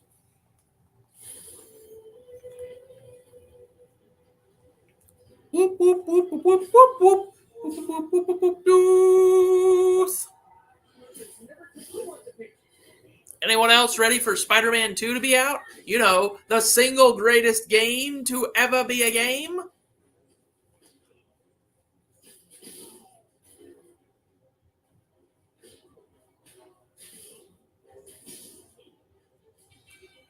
Always nice to stop and look. Gotta stay stuck. Hey, Jay. Jay, I'm going to send you the link. You're welcome to come on here. And we can discuss the fact that you love Sky Blue. You love her. We know it. You love Sky Blue. Go ahead, Jay. Come on. Just come on here. Just come on here and tell us how much you love Sky Blue. We know you do. Just come on here and be honest, man. It's okay. We won't judge you. We know you like Sky Blue. Just come on here. Tell us how much you love Sky Blue.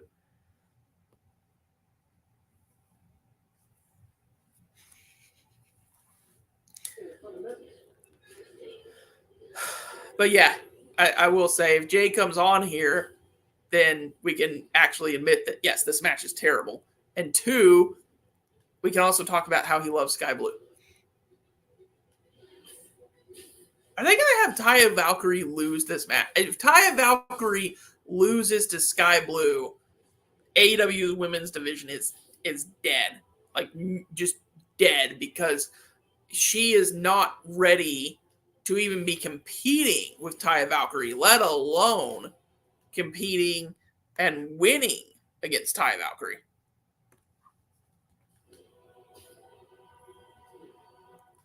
I don't know that this night has been so bad that they would get that there needs to be a refund, Jay.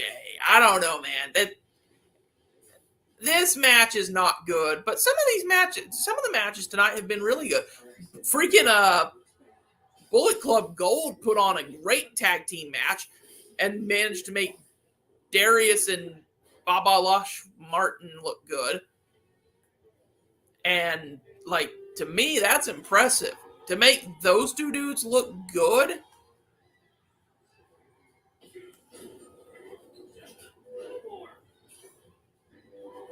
But, yeah, this match is terrible.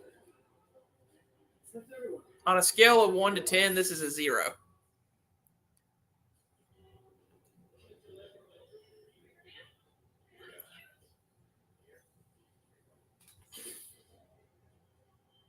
What do you mean she can't read, Jay? Jay, you know what? Come on here. Come on here and tell us what you mean by she can't read. Tell us what you mean by she's not literate. I mean, you're obviously watching this because you're commenting on it, saying how bad it is. Just come on here. Quit being a pansy and get your ass on here.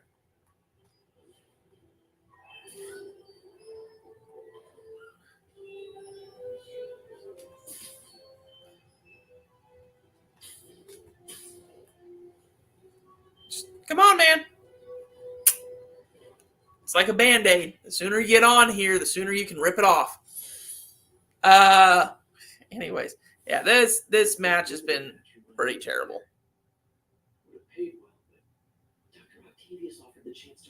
Like, I can't even call the action it because it's just been that bad. Just that boring. Did Taya Valkyrie really just win with a surfboard stomp? That's it? That was, jeez Louise, that match was terrible.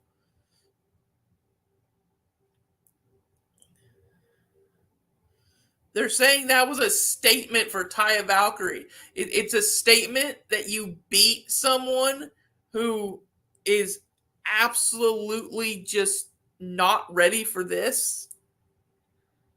Oh, Lord.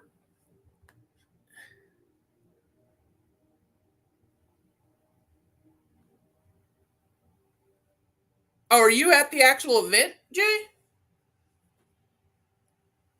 What's she saying now?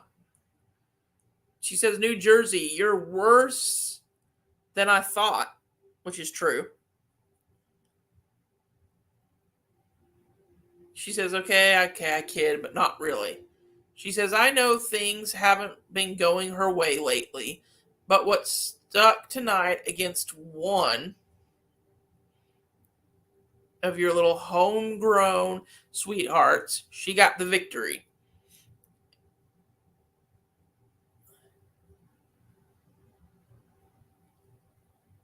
Well, then, Jay, if you're not live at the event, get your ass in here, man. Quit being a bum and come say this shit on camera. Don't just hide there typing things like one of those little keyboard warriors. Come in here, be a man.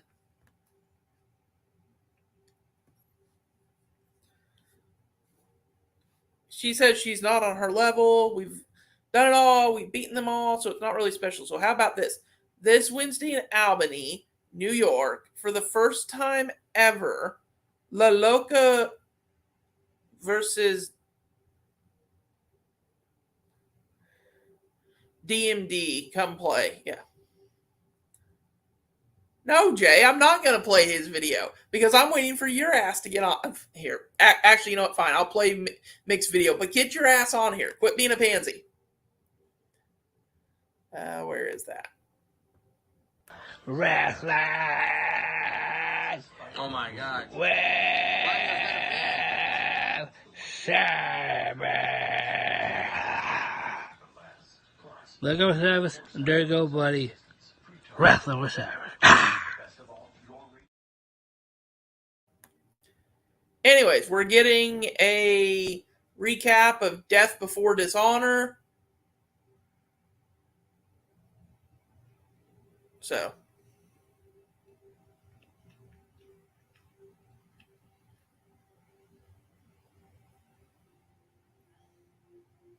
Come on, Jay. Hop on. Be a man. Come chat. Talk about your deep and profound love for Sky Blue. Orange Cassidy versus AR Fox next week for the title. Darby Allin versus Swerve Strickland. That actually should be a good match. Dr. Britt Baker DMD versus Taya Valkyrie. Pac will face Gravity. His name is Gravity? Who the hell names their kid Gravity? We're going to have John Moxley and Castagnoli versus Lucha Brothers versus the Best Friends. Here's hoping anyone other than Moxley wins that. We'll hear from MJF and Adam Cole.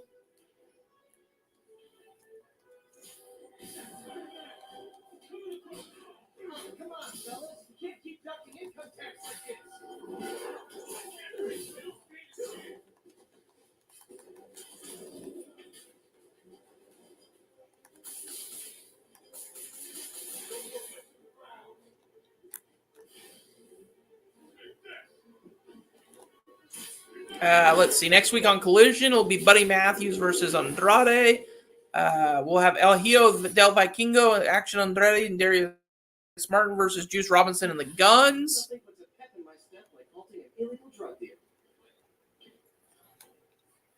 And up next, we have our main event. CM Puke and Darby Allin versus Ricky Nobody Cares and Christian Cage. Yo, Jay, you gonna be a man and get on here, or are you gonna duck? You gonna duck all night?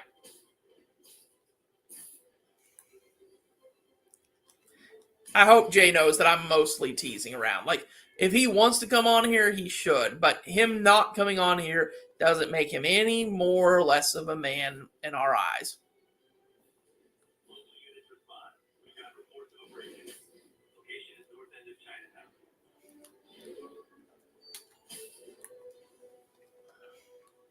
Now, being a Roxanne Perez fan kind of makes him less of one, but you know. Buy your plushie.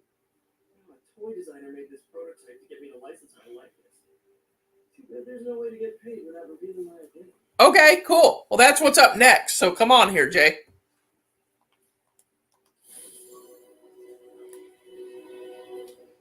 That's literally what's up next.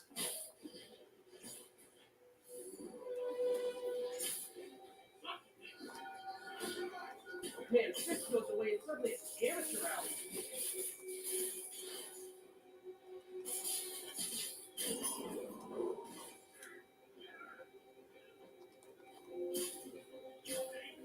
Looks like we've got some doorbusters.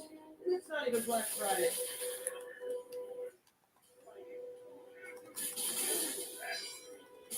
You okay?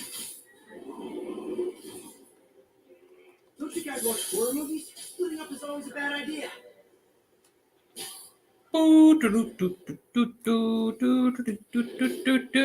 It's commercials time again because commercials are every 5 seconds nowadays. It's so funny too. Like, this is the only thing I watch with commercials. Amazon, no commercials. Netflix, no commercials. Friggin', I mean, just jeez, commercials. Like, I don't understand it. Like, nobody wants this stuff.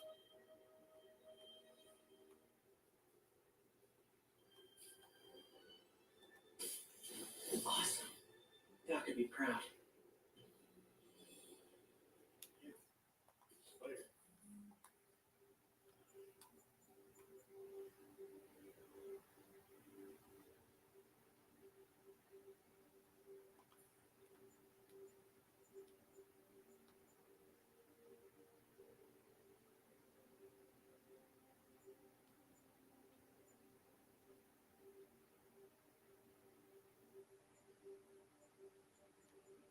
Where is my drone? There it is. I mean, Jay, the whole show has not been that bad. Okay, main event time, Jay. Come on. Out coming first, Christian Cage.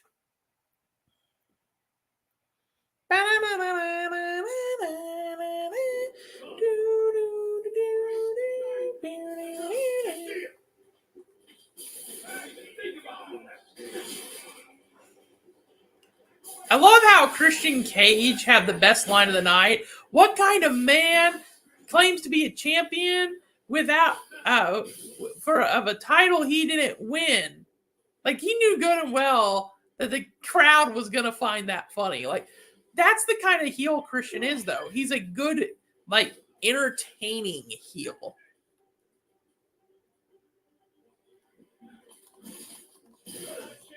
Hey, Jay, you said you'd come on for the main event. This is the main event. Get in here.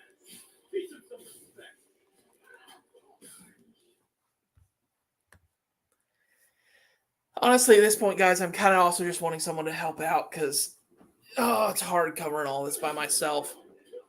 Especially when you have to deal with horrible people like Ricky, absolute garbage Starks.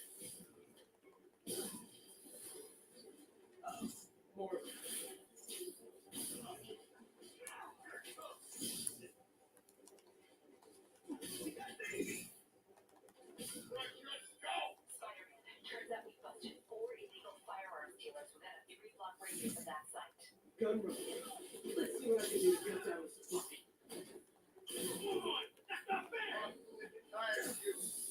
So am I.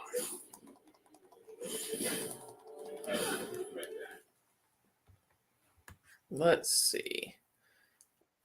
Out comes Ricky Starks, and all right, Jay. There you go, live, baby. All right, Jay, go ahead. Tell First us. of all, I'm going to Why say do you love Sky Blue you so do much? not love Texas. You hate Texas. Roxanne Perez is from Texas. She was former Texas Pro Wrestling champion. She's an alumni there. You do not love Texas. You hate your own state where you live. How dare Yes. you, sir? How No. dare You know why? You know why? Because to me, it's stupid to say, "Oh, I love my state." Why? Look Just at this, because folks. I It's a live here? hometown hero of his, and he hates him. Like, who cares? It's a state. Like, why do you have pride in a state? That's stupid. And I just can't believe that Savage, Gilch, and Thomas. Are you guys insane to pay for this, to see this on a Hey, Saturday? now hold on. Now they're gonna That tell me they're gonna that watch Bullet this and be Club like, Gold match. I don't was like great. Jay. This is entertainment, Jay. You don't know what you're talking about. Hold on. This is That shit. Bullet This Club is Gold shit. match was This is great. shit, all right, this is not entertainment. You telling me you and everybody else that was watching the show and in the chat love Sky Blue versus Taya, No, I said that was the worst match of the night. and you would pay top dollar to see that? Hell no. But I would pay Well, top guess dollar to what? see Bullet Club know- Gold.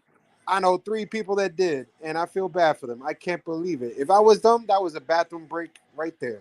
Bathroom break. Am I wrong? No, you're right. If I could have taken a bathroom break, I would have. Now I'm covering it. I heard CM Punk was going to be the main event. Let's see what the hell this is building up to. I have not been impressed. I'm not impressed. I'm not impressed with the CM Punk. I said he needed to be back because they needed a star, but have I been impressed lately? No. No, because you know why? Because he's not a star. He's Here we a go. little More people. Come on through. It's too dark. he's trying to do his best House of Black. That's racist. That's racist. It's too dark. What's up, brother? Don't take it like that. Don't play the race card. Although Jay does seem to be oddly fixated on race. I would not pay. Listen, I haven't seen the beginning of Collision, but I would not pay, especially when it's doing the same ratings as Rampage. It's like wasting my Saturday good freaking night, man. It's like 86 fucking degrees out here. It's beautiful. I'm gonna see Ricky Starks right now. That must be nice because it's 8:30 here and it's 102. Yeah, you guys got it bad out there. But you don't. You hate Texas. You hate Roxanne Perez. You hate Texas. You hate everything about. You know what? Since you're mentioning that, you hate Texas because you hate Roxanne Perez. I hate Keith Lee, and he's also from Texas. I don't take pride in. Bastard anyway. I don't take pride in. I'm from this state, and I'm gonna like anything from it. No. See, this is what I don't get. Darby teams up with a Joker and Orange Cassidy for the last few weeks. Now he's teaming up with somebody to team up with. I just don't get this booking. Sometimes Collision's dead. It's like, okay, we need a tag partner. Who can we get? Can we get Darby? They don't have anything else for Darby. No, but every week you got to feature CM Punk on Collision. It's a little overkill now. Yeah. We get it. Do you blame them? They have no choice. They need the ratings. Do you blame them? He just can't do it by himself. He can't do it by himself. Yes, I absolutely do blame too much. It's asking too much from him. You basically want him to carry the show on the back. It can't do that. But here's the problem. CM Punk can't carry the show on his back because he's not a star. Oh, come on. He's a star just like FTR. And these 3 guys cannot carry the show behind Travis, I'm sorry, but for that comment, you're a piece of shit, Travis. You got to look at it from a business perspective and how I'm going to get the numbers. Okay, let me say this. I been impressed with CM Punk? No, let me say this. I'm going to be honest. If this was prime, if this was prime CM Punk as he was in his WWE Championship reign, absolutely I still would not be impressed. Now, no. You know why I still would be impressed? Because the booking would be the same. We still have this match. Why would I be impressed? It's like wasting his prime. What's the point? Because the problem is, what I'm saying is, CM Punk isn't happening. even as good as he was back then. It's not just about booking. Cage's head and going turnbuckle to turnbuckle, smashing it. Well, I can tell you this, and I want to see if you 2 guys would agree with me. Ricky, feel free to weigh in. Jay, feel free to weigh in. If I'm telling Tony Khan is watching us, and I'm telling him any one piece of advice, give us a break with the Jon Moxley crap. We're all sick of it. Never gonna stop. No, but it should. You know why? He's like a dynamite star. Like, you need him regardless. Regardless if he's backstage and you don't see him for the whole fucking night. You just need him. That's how I see it. So let's ask this here, because he's saying, new face of the revolution, have TNT and all this. Does anyone see Darby Allin winning the title next week, or do you think it's going to be just the complete Luchasaurus just destroys him? I don't even like it.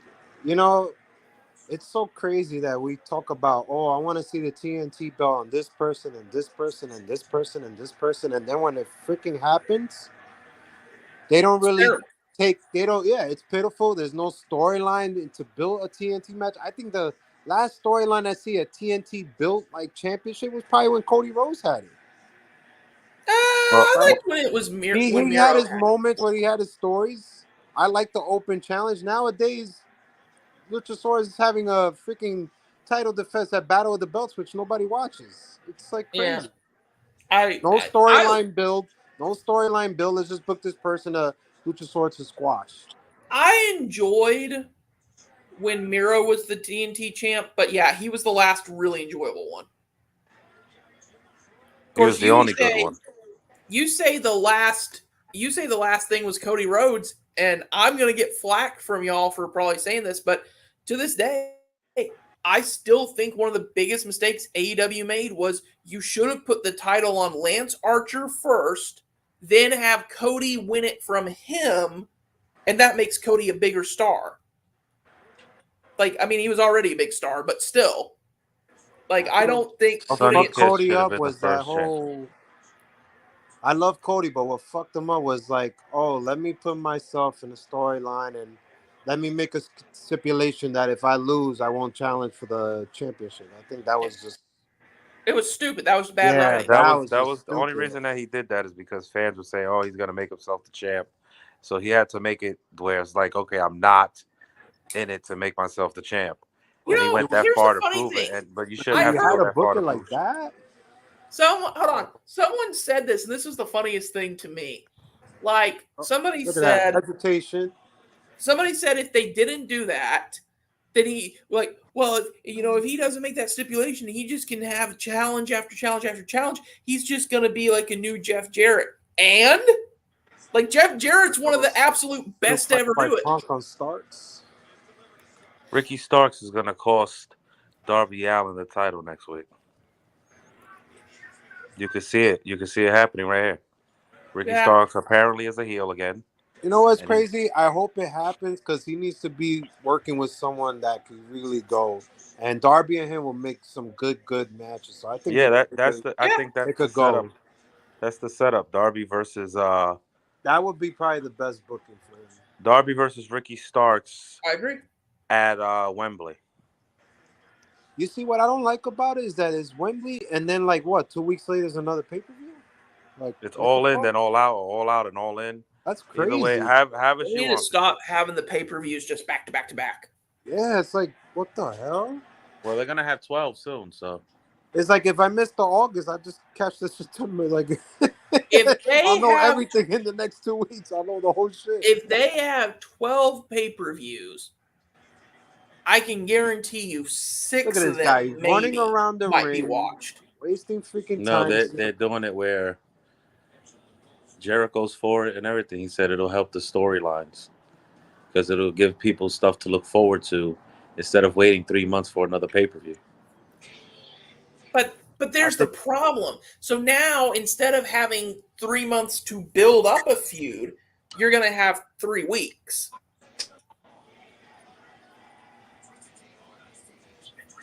Unless they're going to do it that like they can carry over multiple feuds across 3 or 4 crazy, pay-per-views. man. If they do that, I'm good with it. But if they do this thing they've been doing of like, oh, this pay-per-view, now this feud is over, next pay-per-view, time for a new feud, then it's gonna be crap because now you won't even have I, the 3 weeks you need to build up that feud. I, yeah, I think we need to do an emergency pull the trigger that CM Punk needs to work with the Elite somehow, some way, or at least Jericho in the next November, or at least before the end of this year. What is it? Revolution, the last one, or Yeah. Full Gear, whatever it Nah, is. they're gonna Yeah. build for They need the ratings, man. I they're just gonna don't build see for it. Punk and MJF. I'm just saying overall, like you need the ratings. I don't think it's been there, man. From what I'm hearing, what I'm reading, like you know what I'm I'm reading saying? that Like we need to I'm keep reading that people interested. the ratings are not actually that bad, Jay. But Listen, uh, I wouldn't mind Jericho and CM Punk. I would not mind it. With Don Callis, I would not mind that whatsoever. No, not at all. That would be a Jericho good and Punk. match. Jericho to and end the Punk year. was Punk's Boom. best feud in his Wouldn't that entire be money WWE though? run. Wouldn't that be money to have Don Callis align himself with CM Punk and attack yeah. Jericho and have it be a big swerve and say this is the man part of the Don Callis family Yeah. and it's CM Punk and then all the heat that he had with Omega? That would be fucking crazy. Oh yeah, They would that get a lot of money out of that. nuclear. That would be nuclear heat. Like you Then can't you would have pay for that FTR. money. Then you would have FTR in the family as heels. So we went from picture to picture, and then we went to a full break. Yeah. Are you fucking kidding me right now? Yeah. This is not bad production. Come on, man. I mean, that's bad It's production. like But some here's NXT shit I watch on Tuesdays. No lie, I love it, but Jay, it's bad production, but let's be honest here. Commercials in general are bad production. the worst is last night. What is it? Thursday on Impact. Oh my god, Jesus Christ! So many commercials. And That the was funny like, thing is, does anybody actually even pay attention to commercials anymore? Because as soon as they come on, I just mute my TV. I guess on Wednesdays, promoting that AEW game till it came out and it was trash, but It wasn't I was trash. paying attention. It's not trash. Yeah, that game was straight dirt. No, it was not. You guys Now- are gonna defend it because you love video games and you love AEW. It's cool. I love video But the games. game's trash. Now, hold on. It was not straight dirt. However, Oh, it's ladder match next week. Oh, it's shit. becoming that because That should now be good. they're going, oh, well, we told everyone September 26th, but we actually don't have any idea when the DLC is going to be out. Like, I hate when companies, from a gaming standpoint, I hate when companies do that. Like, if you tell me something's coming out on the 26th, you bust your ass to get it out on the 26th. Don't. This is a game rule in general, and Ricky, I don't know if you're a gamer or not, but I think, Jay, you're sort of one, so I think you'll agree with me on this. Yeah. Companies need to quit announcing things like a year and a half out. Like, don't tell me this game is coming until it's like 3 months away from being released. They do it with everything, though. Any game. It is. It's crazy. Like I heard Homelander's gonna be in Mortal Kombat. I'm kind of down for that shit. Peacemaker. I'm down. The boys is my shit. I love Homelander, Peacemaker, and Omni-Man. Yes. it. When is that new season coming out for the boys? I think the new season for the boys is supposed to start in, I think, October, and I think Invincible is season 2 is supposed to start. In September. That and Rick and Morty. I'm waiting for. Those two are like. You should watch. You should watch Invincible. It's really good. I'm watching From now. I don't know if you saw it. Huh? Like a From to show on No. MGM Plus. It's like a sci-fi. It's creepy. It's good. No, I don't. I think MGM Plus is like the one streaming service I don't have. Oh, it's really good. This match is trash. Yeah. It is. Yep. And you know whose fault it is that it's trash? That's right. Tony Khan. CM Puke. I'm trying to see where I see Savage around here. Savage got arrested. Scorpio Sky. Yeah, Watch he's that. there with his suit. I just don't see him. He's I don't know if not he's being- got arrested. We saw it earlier. Boy, don't be coming in here making me think that your shit's real. Who's that up there? Inciting a I mean, I guess riot. that's my fault for believing you, but still. Jesus. That's Scorpio Sky? Yeah, Yes. Scorpio Sky up there trying to get that Man, TNT you see, title back. I always said they brung him in wrong, man. Oh God, Darby Allin's dead. He's dead. I'm sorry. Here's but he's hoping. dead. Oh, shit. God. I always No. say they did Scorpio Sky wrong debuting him, man. They should have came out on a hot feud or some shit, man. Jesus. Whoa. Darby Allen just got thrown by Christian Cage through the bottom of the table. Oh! It reminded me of when the Okay, Undertaker. it's on Apple TV.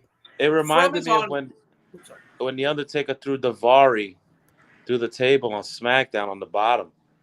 It was hilarious. This doesn't execute it as good because Darby didn't really go all the way through, but yeah.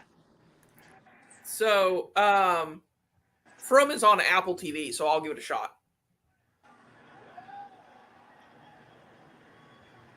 But yeah, Jay, you should watch. You have Amazon Prime, I'm assuming, right? I got everything, baby. It's called Yeah. IPTV. So on Amazon Prime, you should watch the show called Invincible. Even though it's a animated show, it's Every, like The Boys. Everybody's telling me you need to watch that show on Apple, Hijack. They're like, oh, you need to watch that. It's okay. I was like, I'll see. It's okay, and that's coming from me, who's a huge Idris Elba fan. Like, to this day, I'm still mad they didn't cast Idris Elba as Blade. I'm like, he would have been the perfect Blade. I'm not even excited for that piece of shit reboot. There's only one Blade, baby. Wesley Snipes. That's right. The untaxed paying Right. Wesley Snipes, baby. You could come whatever, 10 years from now or whatever, bro. Wesley Snipes. I'm waiting for Expendables 4. That's what I'm waiting for. Yeah. Did y'all hear who supposedly might be in Expendables 4? Who's that? Rob Van Dam? I did hear that rumor. I thought he was in it already. The rumor I heard is that Denzel Washington might have a role in it. And I'm like, if that's true, he might come in as the Equalizer, because there's a new Equalizer coming out. That should look good too. Yeah, and you know what I'm really waiting for? We was talking about dates, and Travis was talking about dates. Well, a movie got moved up from October to September, and that's Saw 10, and I can't wait to see that. That's saying a statement. What is it? Saw 10. Oh Lord, the Saw franchise is still going?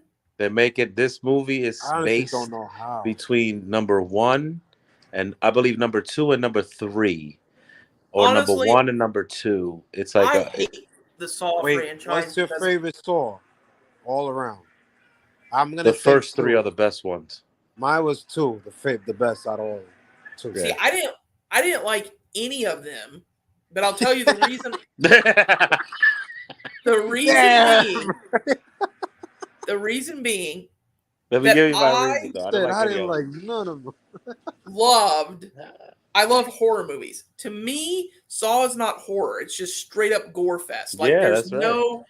But how do there's you nothing scary about this. To me, there's nothing scary about it other than just the fact of it's like, this dude is f***ed up, okay? Part 1 was good because of the twist. It was like, oh shit, nobody saw it.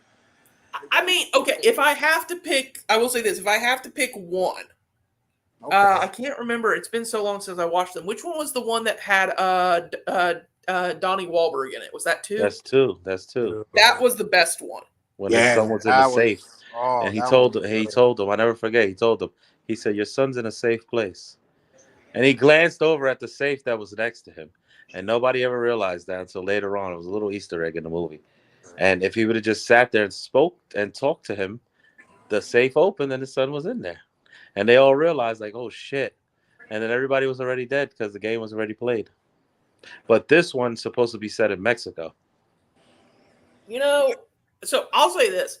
There is an upcoming horror movie that I'm actually interested in. Or I guess horror suspense. But what is the last voyage of the Demeter. And the reason being, yes, it's Dracula, which is kind of semi-overdone, but at the same time, it's not a giant weird creature like the Meg 2, and it's not demon possession. Like, did y'all, like, as horror fans, did y'all notice that for like 3 to 4 years, every single horror movie that came out was demon possession? That was the only thing they did. Mm-hmm. And it was like I'm not saying that Conjuring and all that shit. I'm not saying that can't be scary. It is a scary thought, especially if you understand what demon possession actually is. But with that being said, when you do nothing but that, it just becomes boring. Yeah. That's why when Saw comes out, it's going to blow the box office. If the They're story talking about another Halloween coming out. Hold on. What's going to happen? Nah, Sorry, I just got your messages. Stop. I just saw... Sorry, speaking of Saw, I just saw your message, Jay. What are you saying is going to be season 3 in 2024? Yeah, From. Oh, From, okay. Yeah. I thought you were saying Boys for a minute. I was like, Boys is already on season 4. Oh, no. I know that. But that is if the rumor that I heard is true, they said they've got at least another 3 seasons planned. So we're going to be watching this forever. What do you mean Money in the Bank passed? Nick? Who won it? Who cashed it? Who what? What do you mean by that? What was the question? What's your favorite in the Money in the Bank pass? I Like, could say CM Punk. I was gonna say, I think he's saying past. I'm gonna actually go old school here, guys. My Is he personal saying favorite. Money in the Bank winner? What does he say? I don't know. I'm Yeah, trying to understand. he's I think saying he's what's trying your to say favorite Money in who's the your Bank favorite Money in past, the but Bank I winner think he of the means past. favorite winner in the past. So my favorite winner is and will always be, and it's just for a simple reason. It's Edge, and the reason being that I feel like that set the tone for why this thing is going to be so important going forward. Like Edge, I think it was Jericho who said it, but he's like, yeah, man. He's like, look at the Money in the Bank thing. He goes, if he had cashed that in just a normal match, everyone would be like, oh, okay, cool, whatever. That was a Vince McMahon thing in that doc. Like they pulled the trigger on him, and he was just like, Well, "Yeah, the funny, man, like I'm ready to go. Like let me yeah, the roll with funny it. thing is, This is what I'm gonna do." Edge, It worked out. Edge was the one who thought he should. John Cena thought he should. And he said, and here's the thing. He goes, everybody else said, no, it's a terrible idea. Edge isn't ready for it. Edge isn't ready for it. He said, so I believed in me. He goes, John Cena believed in me, and one other dude did. But thankfully, that one other dude was the one making all the decisions. There was like two people like in SmackDown that made me watch on Friday nights. One of them is Edge, and the other one was Batista. When those guys were on SmackDown Friday nights, I would watch it. Like What a roster back then, huh? yes, Oh, yeah. exactly. You had Eddie and Fucking Chavo, crazy. you had Man, Batista, okay, I'm you had going to Rey say this. I was Mysterio, you watching had Edge, I was watching a Edge was like video. main event Kurt every Angle. fucking You night. had Kurt Angle on there. I was watching a video talking about this, and then as I'm watching it, I'm remembering this stuff. But man, SmackDown was crazy though. Some of those stories. I mean, you had Big Show They're throwing good. Kurt Angle off a balcony. What about Tori's dad and Dawn Marie? Oh God, shit. you know what? You know what? One of my favorite. Ow, You know what? One of my remember favorites. Funaki? Ow, Wisa. Oh shit. To this day, I'm sorry because I know Jay is probably partially this, but one of my favorites to this day was, and he was a good champion, but how did JBL become number one contender? Kurt Angle, I'm going to pick the most American person that I can find. Get your ass across the border, you damn Mexicans. They could not do that today, man. No, there's no way you get away with this shit today. Like, SmackDown in 2004 was like everything these PC people hate. Had it all. They were pushing out TLC matches, all type of shit. It was really must-see back then. And I don't think we had so many commercials back then as we do now. No. Even didn't even feel like You know why? You know why we didn't have as many? Because you had good storylines. People were invested. This guy just taunts. This is all CM Punk does. Cartwheel, taunt. CM Punk can't wrestle like that no more. He's CM gassed. Punk can't wrestle, period, no more. CM Punk is gassed. You ready for this? You ready for this? CM Punk, right now, his talent level is on par with a Sky Blue. Don't disrespect Sky Blue like that. Jay loves Sky Blue. Loves it. I don't know what interview it is, but there's an interview. I swear, man. I was hearing Cornette talk about it. I gotta pull it up for you. I'll send you the link. I swear on everything. Yo, how come Hey, Kevin Nash is saying like, that Ricky Starks is a ripoff? No, they told her like read a dialogue and she couldn't read it like deliver it like a promo. She couldn't like read the actual words. Jay, I'm not surprised. You want to hear something really sad? A recent study done by Rutgers, which that's a college if you don't know what that is. Damn, what a kick. Oh my God. That was so cold. So Rutgers found in a recent study, they found that 40% of graduating high school seniors did not have basic reading and writing comprehension skills. You know what's crazy? I think that generation right now, Z, is like, it's really bad, man. I see Oh, little yeah, it's kids, terrible. 6, 7 years old with iPhones in their hand. I'm like, what the hell? No. So they're already learning how to use it and everything. By the time they get older in school, man, they're not gonna care. Everything is just Oh, and plus visual. It's you all know why visualization. it's not gonna matter because in the Wow, future every job will be done by your phone. Like people don't realize this, and I hope, it's I crazy. hope, I hope that something happens before this happens. But did you ever see the movie Wall-E? Because that's what it's gonna be in the future. People just I sitting haven't around, seen and one. it's just gonna be people sitting Oh around in my chairs God! having Oh robots. God! Oh God! Oh God! Oh God! Oh God! Oh God! Oh my God! Oh, What? Jeez, that could have been really bad. No, Richard, you could not pay me enough money to hang a CM Punk poster in my room. If you gave me you a should have one. free poster and said I'll pay you $50 to put it up in your room on stream, I still wouldn't do it. And the sad thing is, there's a time. Jeez! Oh my God! What Where a are they? GTS! They Christian at? is banging the back of his head on the guardrail. They, Is the goal the here to potential see how many people we can injure in one match? Luchasaurus just yanked Darby Allin on the top. Wait a minute, reversal here. Listen, man. Darby Allin with a rollover. A If I'm pin. No. Savage, Ricky Starks. I'm definitely trying to talk to Ricky Starr. Yes. And the pebble. Ricky Starks gets the win by grabbing the rope again as he pins Darby Allin, and CM Punk is livid, and he's in the ring looking in shock like he's a sweet angel that's never hurt anybody. Get out of here. And when he started the night with a promo literally saying, well, yeah, I've cheated before. Like, yeah, you did it like 90% of your career. You've also drank before, CM Punk. Let's stop the bull crap. I don't know about that one or not, but hey, like MJF said, and he was 100% correct. I don't know how somebody who says they're straight edge can look like that much of a meth head.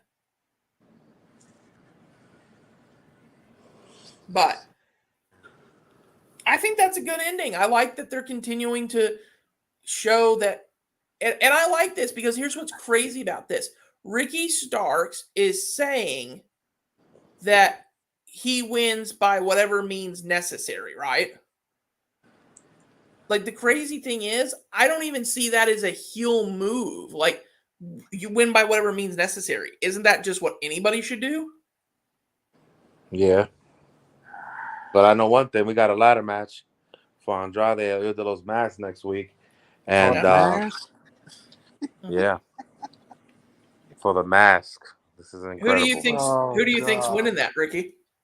Not us. We're I not mean, I winning don't because we gotta know. watch it. Hold on. We gotta Andrade cover it, so and we're not Malachi are winning. both good performers, so it could be a great match. No, I'm sure it's going to be a good match. I'm bullshitting, bro. But yeah, I'll I agree think that. the most important thing about next week is when we get a confrontation with CM Punk and MJF. That's what I'm looking for. They're Oh, going you to I think build it's up think gonna the that little most happen title. early? important thing is that when next week, when CM Punk comes out, somebody ices down the stage so he slips and falls, breaks his hip, and we never have to see him again. I don't think we should rush that. I think we should put it on hold. I mean, his name is, let's just call him what he is. His correct name is Octogenarian Punk. Oh God, this tag match. Oh God, I still got FTR. Yeah, I think I'm FTR. gonna go out on a limb, and I'm gonna say that MJF and Adam Cole win the tag team titles next week. Really? Huh. Yeah, I can tell you.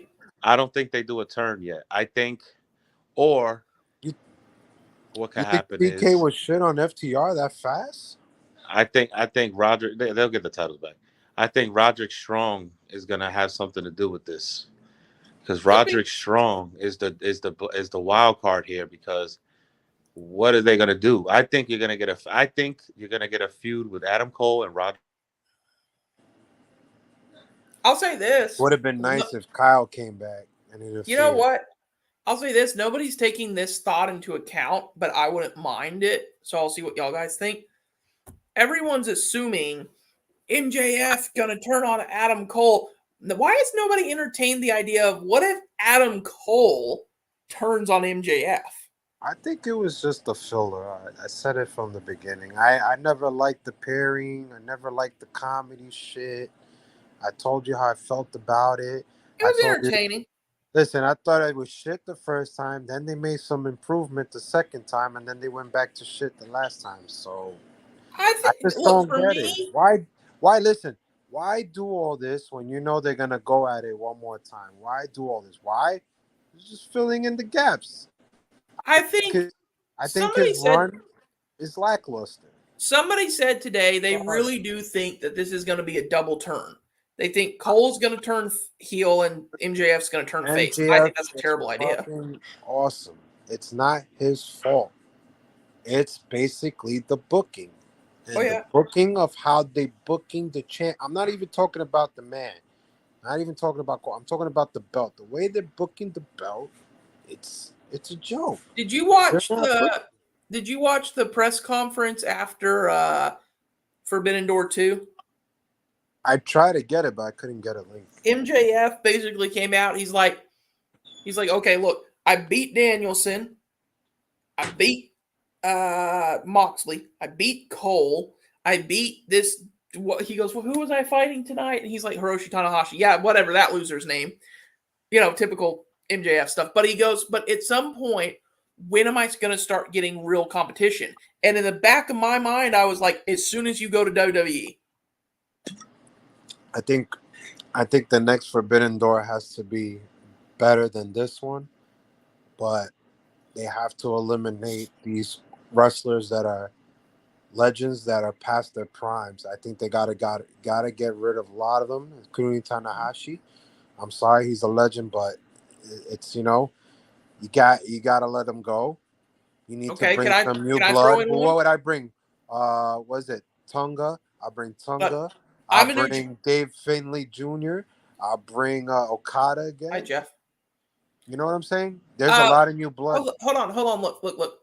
I am a New Japan fan, so can I throw in one here? No, eh? It's time Okada was put out to pasture. He's been making too many mistakes lately. I just need the name. I don't care if he doesn't I wrestle. said Okada. Yeah, Okada. That's what I'm saying. I don't care if he wrestles. I just need the name. He's a marketing name. For God's sake, he built the freaking thing.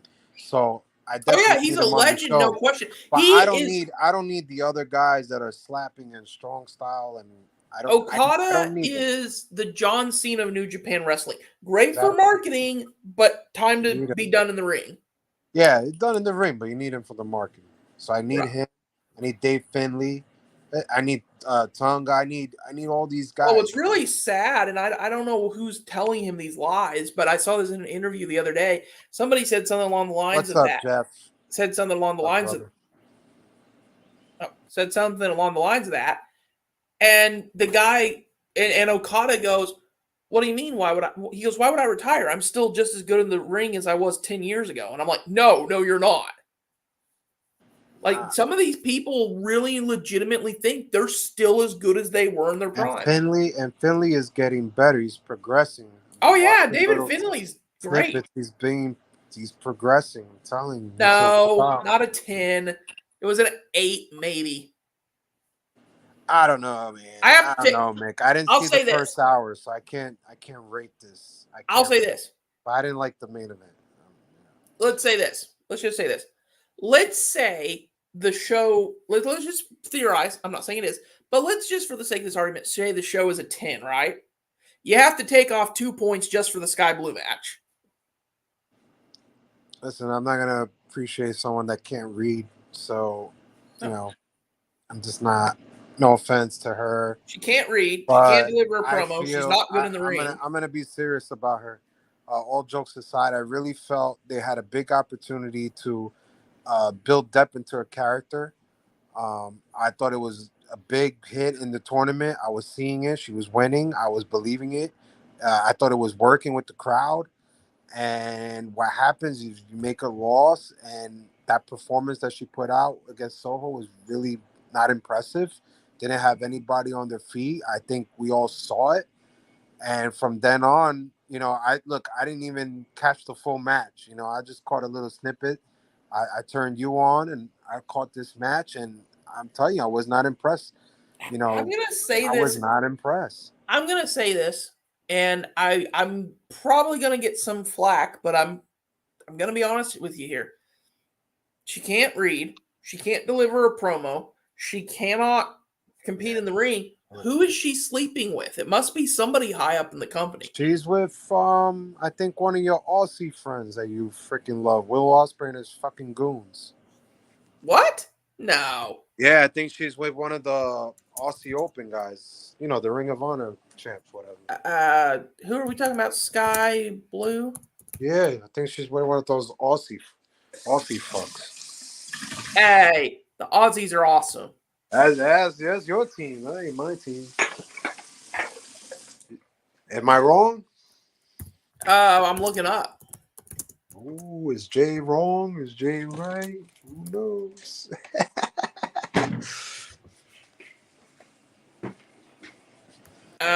No.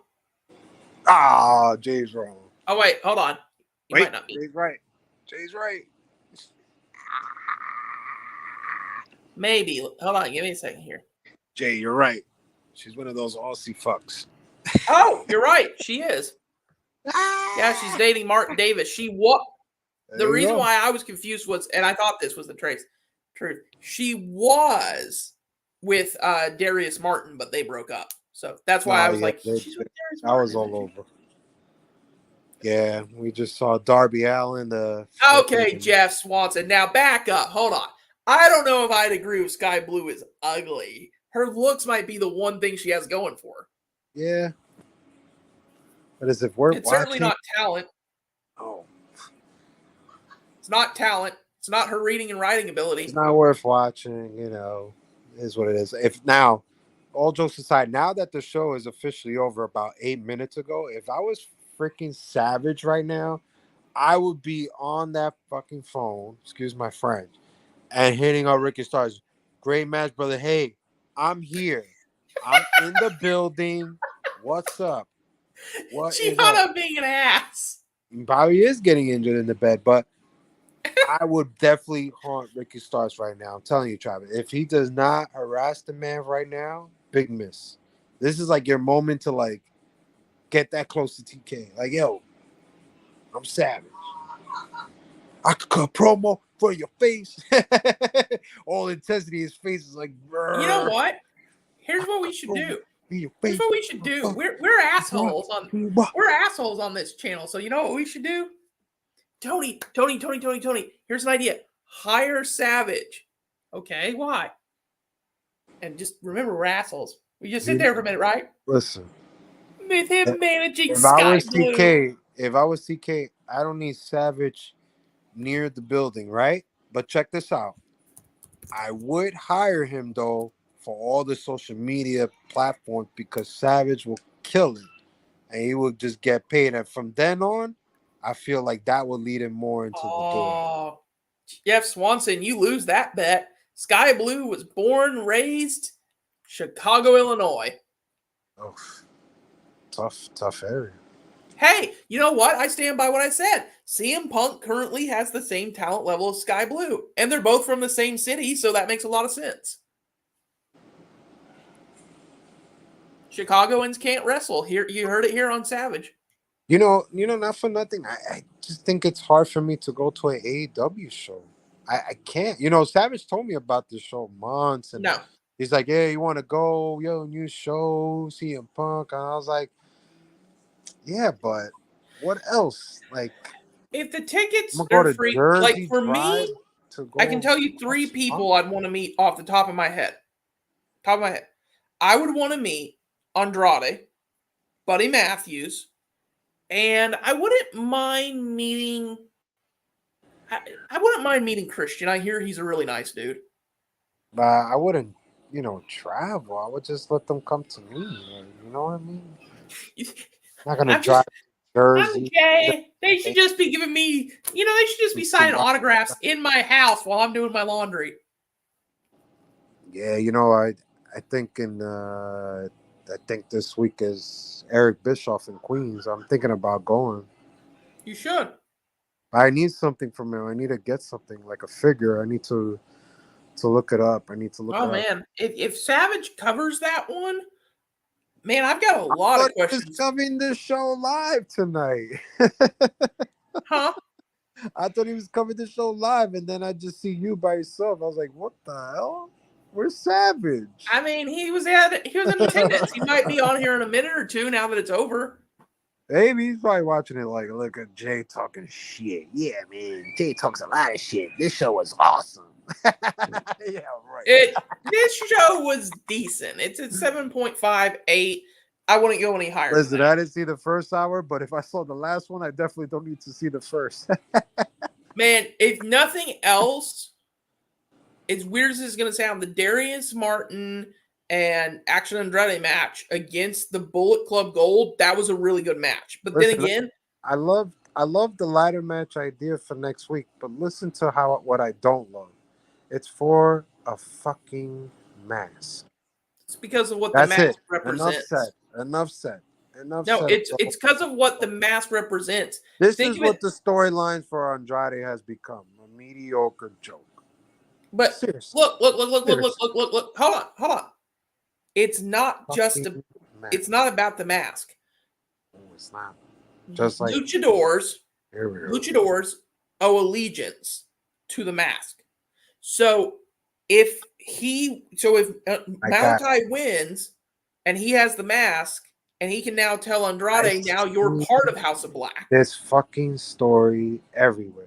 From Rey Mysterio, Huda Guerrero, Psychosis, Rey Yeah. Mysterio Jr. I have seen this story played out with I will say this. luchador from the past to now. I'll say this. I'm not a huge fan of the mask story. And if you're going to do it, you know who I think still did it the best? I still think Jericho. I like Uber too. I still think Jericho and Mysterio did it the best. And the reason being, why did Jericho want the mask? It wasn't about honor, tradition, understanding, control, anything. It was a bully. It was, why do I want the mask? Because I can. Like, that was his whole reasoning, was I'm taking the mask from Rey Mysterio because I can. I think it's a stupid concept. You know, you have a new shoulder, bring this guy, he finally cuts a hell of a promo. I guess the English is working. And this is the storyline. Like, you don't even need the stupid storyline. Just have him do the damn match. Yeah. I mean, have him do the damn match, move on, and then in a month or two, have him with Luchasaurus, and that's it. Let him win. Bingo. Done. Oh, yeah. And how Andrade should have been a TNT champ. Who would take the belt? Who would take the belt off Andrade? Guess who? Miro. Boom. Yep. Next. I mean, in 5 minutes, we've managed to figure out how to book this company better than Tony Khan has in 4 years. We booked it so well, we got Jeff on the show. What's up, Jeff? That's what we do. I book it. I didn't even watch the full show. You didn't need to. I'll say this. The first hour was better than the last hour. But, again, the only, like, if somebody told me, they were like, oh, pitch to me tonight, the absolute match I need to go watch, Bullet Club Gold. But that's because, again, I've said it for years, I'll say it again, Jay White and Juice Robinson are two of the absolute best workers in the business. Aruba, wow, brother, I wish I was there.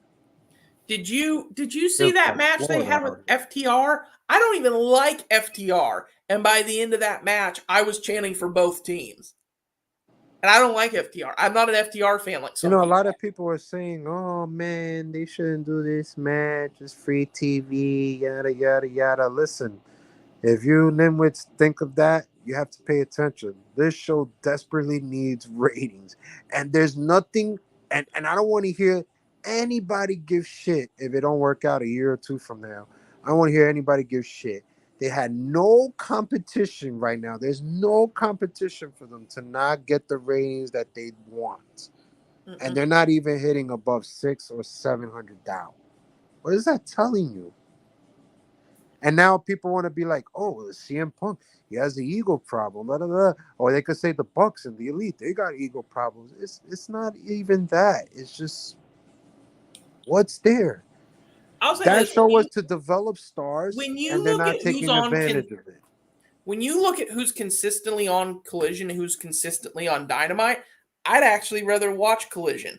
But But the show the was show built. itself needs better The story. show was built. Let's face it. Let's just uncover the fucking mask here. The show is basically to separate children, period. Put children Yes. on the Wednesday and put this children on Saturday, and Oh let the yeah. children do whatever they want in their own world. And CM Punk is, I know he's writing half of the shit. I know he's behind the scenes, yada yada. That's great and everything, but like I said, you cannot have one star past his prime, making you think he's gonna have these 5-star matches and booking to do all this crap. It's time to pull the trigger. I think they're desperation. You got this show, this company, whatever, Time Warner, whatever, who the fuck runs it, told you, hey, we're going to give you this platform. It's not producing. They're seeing the numbers that Fox doing last night, and the show wasn't even on Fox. It was Fox Sports 1. What is that telling you? These guys are doing 2 mil, and you over here doing 525,000 every Saturday night on a brand new show with no competition, a basketball, football, World Cup, hockey, I think golf, anything to compete against you, and it's a fail. And a lot of people give CM Punk shit. They trash him. Hey, you trash him. I get it. Savage trash him here and there. I get it. But 1 star cannot carry the show on his back.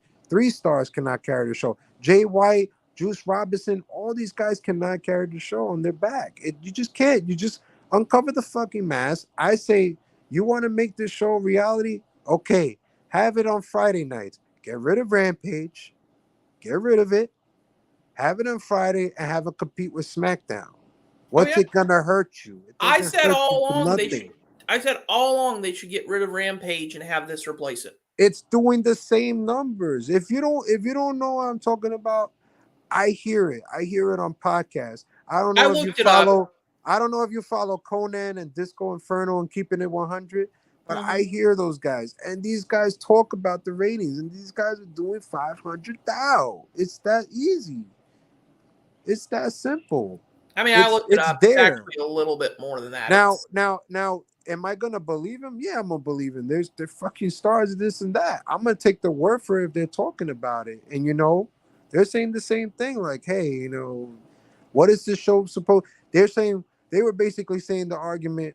What is the identity of this show? How is it different from Dynamite, and how is it different from Rampage? Because the numbers that it's producing, it's looking like another Rampage. There's no identity. It's like, who are you trying to be?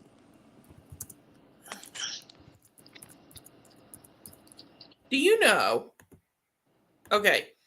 Do you remember there was a group called the UWF, the Universal Wrestling Federation, ran by a guy named Herb Abrams?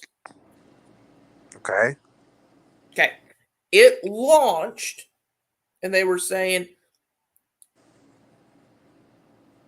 I think that's a good thing. Chris Farley and David Spade were a good team, Tommy but Boy, Black Sheep, they made a lot of good movies Savage together. escaped from jail time. Woo. If I was him, I'd go back and get Ricky Starks to SNL, be introducing me to TK. SNL. You know why, Jay? Because at the end of the day, we may hate him. We may dislike CM Punk. You might like him. But it doesn't change the fact that he's living in a van down by the river. There's no identity on the show. I don't know what this show is trying to be. How is it different from Dynamite? Tell me. How is this show different from Dynamite? It's not. It's not. It's not. It's no different. Well, it's no different than Dynamite, and it's certainly no different than Rampage. Look, It's not making stars. They're here's they're the not problem. taking So advantage. before I got sidetracked by the whole And where Chris the Farley, fuck is Miro? Where the fuck is he was in Miro? action tonight. Against who? Don't tell me David a jobber. Camarada or something like that. Nick Camarada. Oh God, Jesus Christ. We bring back Miro to do the same shit we let him do that got him frustrated. Ugh. I mean, actually, what got him frustrated was him getting injured. But regardless, And this shit. And guess Anthony who? Nick Camarada. Nick. I don't even know who the fuck this person is. That's the point. I think it's supposed to be squash matches, basically. That's the same shit we were letting him do before That's what he with the wants to do. Redeemer. He wants That's to what do. he wants to do. I don't think he said, He "Hey, I said want to he do likes. this." He said he likes the Redeemer gimmick, and he wants to continue to do it. I'm not talking about the Redeemer. I'm talking about being booked in this silly shit. So, okay. Squash matches? So here's the thing that I was saying. I think AEW has the same problem the UWF did. When they Savage announced, and Kingdom hitting the bar? Who the hell's the Kingdom? What's up? The Kingdom? so UWF launched and they said, "Oh, look at us. We're the alternative for WWE. And, you know, we're the guys who are going to put they even actually said, we're the guys who are going to put WWE out of business." The first, like, 2 pay-per-views came around and they weren't doing anywhere near the same numbers. I think AEW did better, but I think it's the same basic thing. Like, you prided yourself on, hey, we're bigger and better than WWE, but yet somehow over time you've literally become okay with being in their shadow. You're okay with the fact that the reason they didn't put Collision on Fridays, you're talking about remove the mask, let's remove the mask here. The reason they didn't put Collision on Fridays is because they know they aren't going to beat SmackDown, what with the Bloodline story. They know that they've got nothing that can compete against that. Wasn't a fan of it last night, by the way. No, not particularly last night, but yeah. I didn't wasn't really, a fan I of a didn't really lot of enjoy things it. last night. Like, why did Rey Mysterio win the invitational thing? And I just basically what I've been telling everybody for years that Charlotte Flair doesn't want to sell for shit, and she got caught on TV. Charlotte Can't even Flair. kick a Hurricanrana. Jesus fucking Christ. Charlotte Flair is Ric Flair's daughter. All the good that comes with that and all the bad that comes with it. The bad being the ego. I never saw a bad botch like that. That's the worst botch of 2023. Oh, yeah. Second being Ricky Stark's little springboard thing that was so bad. No, this was bad. This was bad. Yes. This was really bad. Oh, you know, speaking of botches and injuries and all that, I want to say it was RJB who had this question earlier. We got into discussing, you know, who's this and who's that and blah, blah, blah. So let me ask you this. Who do you think had worse botches, Goldberg or Ryback? I said that I'll tell you what I said first and we'll see what you think. I think that Goldberg had bigger botches, like that super kick that ended Brett's career, how he nearly killed Undertaker in there. But I think that was just careless and he's not that good of a performer, really. Ryback, I think, was genuinely trying to hurt people. Like, I don't think it was that he was like, oh, you know, I hit him off the top of the cell, that, you know, if he gets hurt, I'm sorry, I was careless. Like, I think he was actually trying to hurt people and sabotage their career. I'm going to say Goldberg. Yeah, I'm going to agree. Goldberg.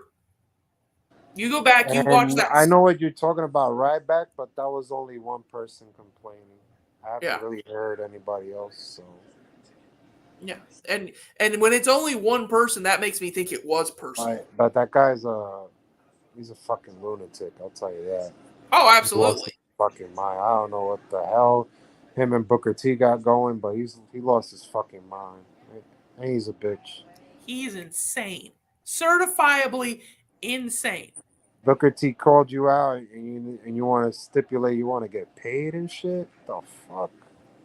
I mean, but you called him out. That's the weirdest thing I ever heard, Charlie. Listen, I called you out to fight, and then you calling me back, and you're like, "Yeah, we want to fight, but I want to get paid." What?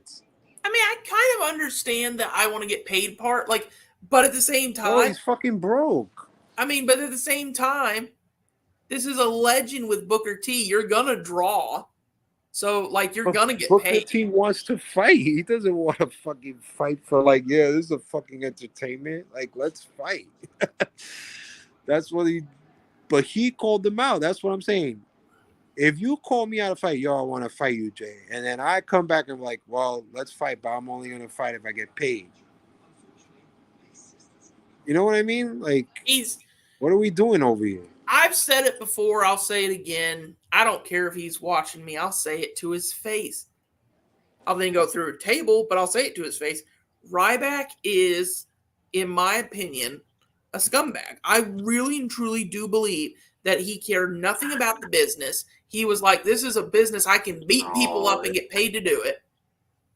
I think he's a fucking lunatic right now, but Oh, yeah. yes, I think of that right now, but I think that's not. I don't think that's what it was down for. I think he was one of those people that always leave WWE and they just have a lot of hate, and they always blame them for their careers and how shit went down, and then they start. What they do is they start nitpicking on people You and know what? wrestlers, and he started nitpicking on Punk and nitpicking on Cena and nitpicking on Orton, and You know what the it's like, funny thing bro, was?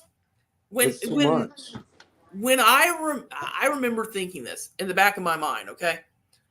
When Punk was having his feud with Kingston, and he was saying stuff like, "No, I don't know if you're ready to fight me next week on Dynamite. Maybe we should do something a little bit better for you, like Dark or Elevation." I was sitting there thinking, like, man, you literally were in ECW for years. You were in Ohio Valley Wrestling for years. You were basically on Dark Elevation, so you of all people shouldn't be shitting on that stuff. Exactly. Like, But the you thing is, it's like, what did he do for the business? And that's the people that he named that I mentioned. That's how they see it, and that's how everybody sees it from perspective. It's like, bro, what did you do for the business? You had one of, I'm not gonna give. I'm gonna give what credit's due. Ryback had one of the hottest streaks ever. That engine pack was burning, and he was right to the top. But what did you really do? nothing. Exactly. He contributed. Yes, he had a good streak, but in the overall scheme of things, the streak was going to end eventually. And once that ended, he doesn't really have that much to contribute. Like we were talking about this, I think during Impact. We were talking about Mason Ryan and how they were trying to book him as like the next Oh, I remember Batista. that, dude. I remember. You what? I remember Mason Ryan. I remember. Right, they were trying to book him as like, oh, this is the new Batista, but he didn't have any of the same charisma. I think the same thing goes for Ryback. I think they were trying to book him as the new Goldberg, and it's like, but okay, I've seen this already with Goldberg. I don't want to see this a second time. Look, here's the thing. Undefeated streaks are cool to me, but only if they're in well contested matches. That is why Samoa Joe's streak in Ring of Honor was so good, was because there were times long before Kurt Angle we thought it was in jeopardy, and he was having great matches. Yeah, you could say that. I just think this man Well, was his own downfall. Richard, you're gonna have a very hard trouble with getting me shit-faced drunk because I don't drink. I don't drink liquor at all, period. But the rest of it, the taking over the show and throwing Savage off, I mean, we might stage a coup one day. We're taking over right now. Not for very long, though, but just for a little bit. But, I mean, taking over. Look, but overall, Ryback, yeah, that, he contributed nothing. Hell of a streak, but, what the thing was, he just pushed the buttons on the wrong people. You want to hear something really, really interesting from my standpoint? Pushing the buttons. You want to hear something interesting from my standpoint? Like, talking about guys who don't contribute anything to the business, I'm going to give you the reverse side of this, okay? Okay. I feel like Bray Wyatt could contribute so much to creative, but I think he's better off as a creative guy, not a on-camera wrestling guy. And I think that the trick is like look at Joseph Park, or what is his real name? Is his real name Joseph Park? I think it is. Yes, Joseph Dennis Park who, if you don't know, is oh wait, hold on, that's not right. It's Chris Park, isn't it? Joseph Park. I put Joseph. Yes, Christopher Joseph Park, aka Abyss. When Abyss came to WWE, he easily could have still been having matches. The man is still built well. He's still capable of going in the ring. He could have done that, but he went, you know what? I can contribute more to creative than I can in that ring. And I think that is the sign of a true professional, is to know that, could I have these great matches? Sure, I could. Who wouldn't want to see Samoa Joe versus, or not Samoa Joe, sorry. Who wouldn't want to see something like Bronson Reed versus Abyss? I would see that. But at the end of the day, he knew I could contribute more to creative. I think the problem with Bray is he's not realizing that he's not right for on screen. He's better off as creative. And Gianna, I don't know what you're talking about. That's literally what they're wanting to do with all this. They want to bring all this in as a producer. I would take it. What else has he got going? I would take it. I like all this, but I have to admit, I think at this point in his career, look, the man's a legend. You could, you know what? Have him come in for a year, have some good matches, then go to being a producer. Because at the end of the day, the man is still a legend. And look, AJ Styles' first year in WWE, That'd be a good feud. Him and AJ, that would be a good feud. Yeah, and look at this. Look at this. AJ's first year in WWE, automatically he's already still he's worthy of the WWE Hall of Fame just for what he did in that 1 year. You can do the same thing with Nick Aldis. Have him in there for a year, have some great feuds, great matches, move him to being a producer, and then you can still get him in the WWE Hall of Fame when he retires. Like, think about this. This is something that's still crazy to me. AJ Styles has been in WWE for 4 years now? Maybe 5? I think he debuted in 20. When did he debut? 2018? Huh? Maybe 2019, 2018? He debuted in the 2016 Royal Rumble. So he's actually been doing it for about 7 years now. So with that being said, 7 years, and he's already every bit as worthy going into the Hall of Fame as a John Cena, as a Miz, as a whatever.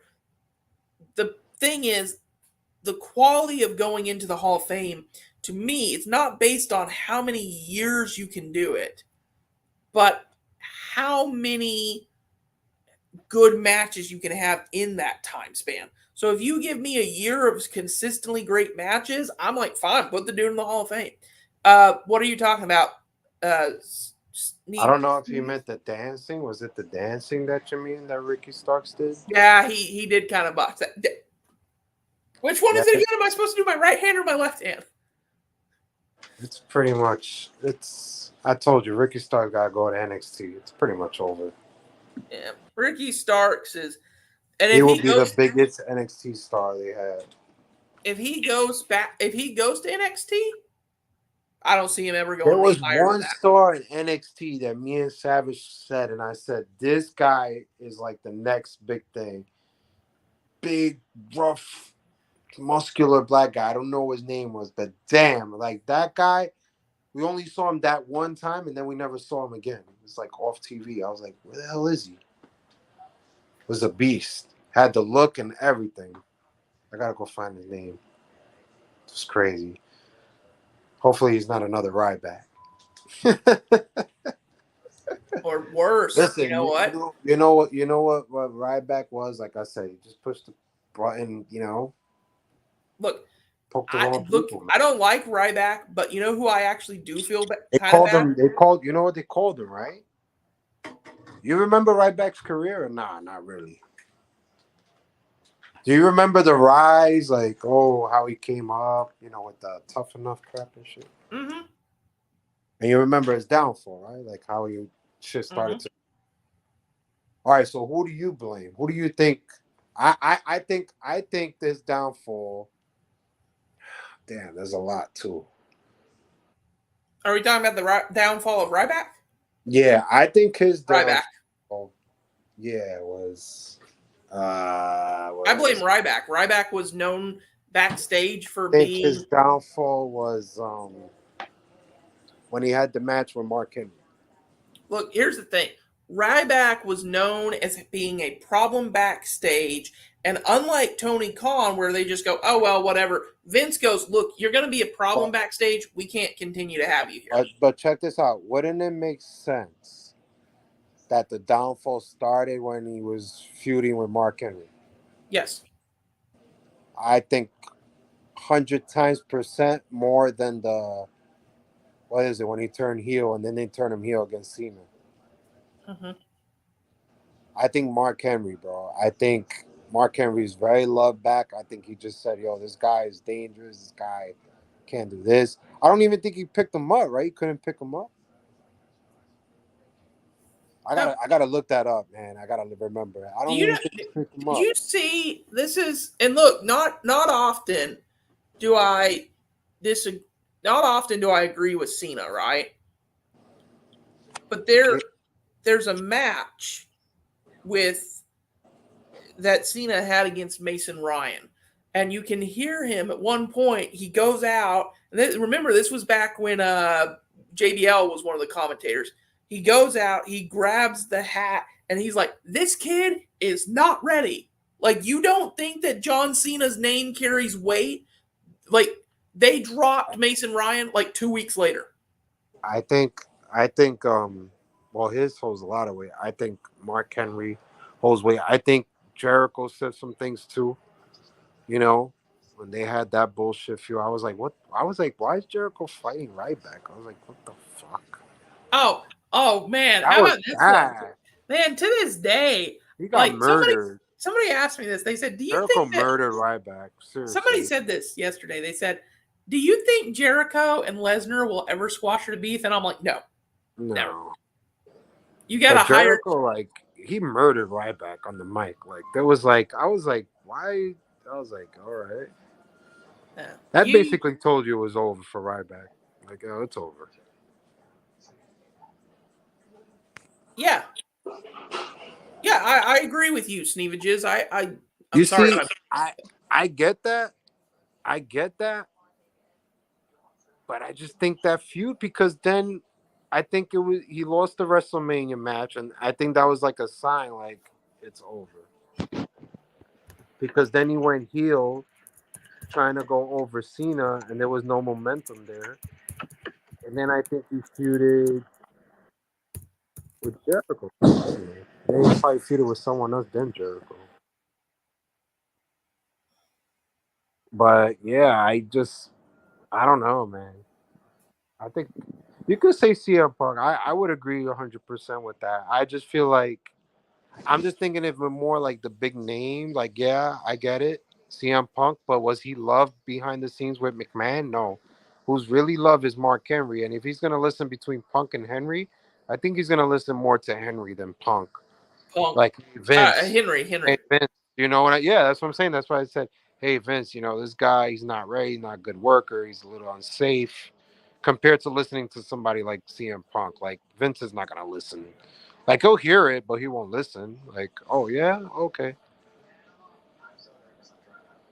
Anyway, we're gonna have you in a ladder match with fucking Ryback, okay? Okay, Vince. I, like, I think at the end of the day, there were very many factors that led to Ryback's downfall, but I think Himself part of it, as well. right? And I think, like, look, I think that knowing what I do about Mark Henry, because I've met the man once or twice, knowing what I do about Mark Henry, had Ryback gone to him and gone, okay, look, it seems like we've got some beef. What do we need to do to get past this? What can I do to prove to you that I'm a good worker and let's work together and all this? Mark Henry probably would have taken him under his wing and said, like, here's what you need to do. Here's what can make you better and all that. The problem is knowing Ryback and seeing what he did, he probably did this. Instead of going, how can I get your help? He probably went up to him and said, fuck you, man. You're a washed up legend. Who cares what you think? And it's like, when you have that kind of attitude, It may not have been Mark Henry, but somebody was going to down the road that Vince would listen to. Maybe you would have had another feud with Cena, and he would have been the one to say it. But somehow you would piss off the wrong person, and Vince would go, you know what? This is enough. You're gone. And I'll tell you this, because as much as we want to give Vince shit, and I want to give Vince shit too, but Vince and Triple H both, unlike Tony Khan, know how to manage a locker room. When two people get into a fight, they don't go, oh God, oh, CM Punk and the Elite are fighting. Oh God, what do we do? What do we do? What do we do? No, they go, okay, you over here, shut the fuck up, both of you. We're going to sit down. We're going to find out what's causing this problem, and we're going to squash this tonight because I'm not having two of my top stars constantly fighting with each other.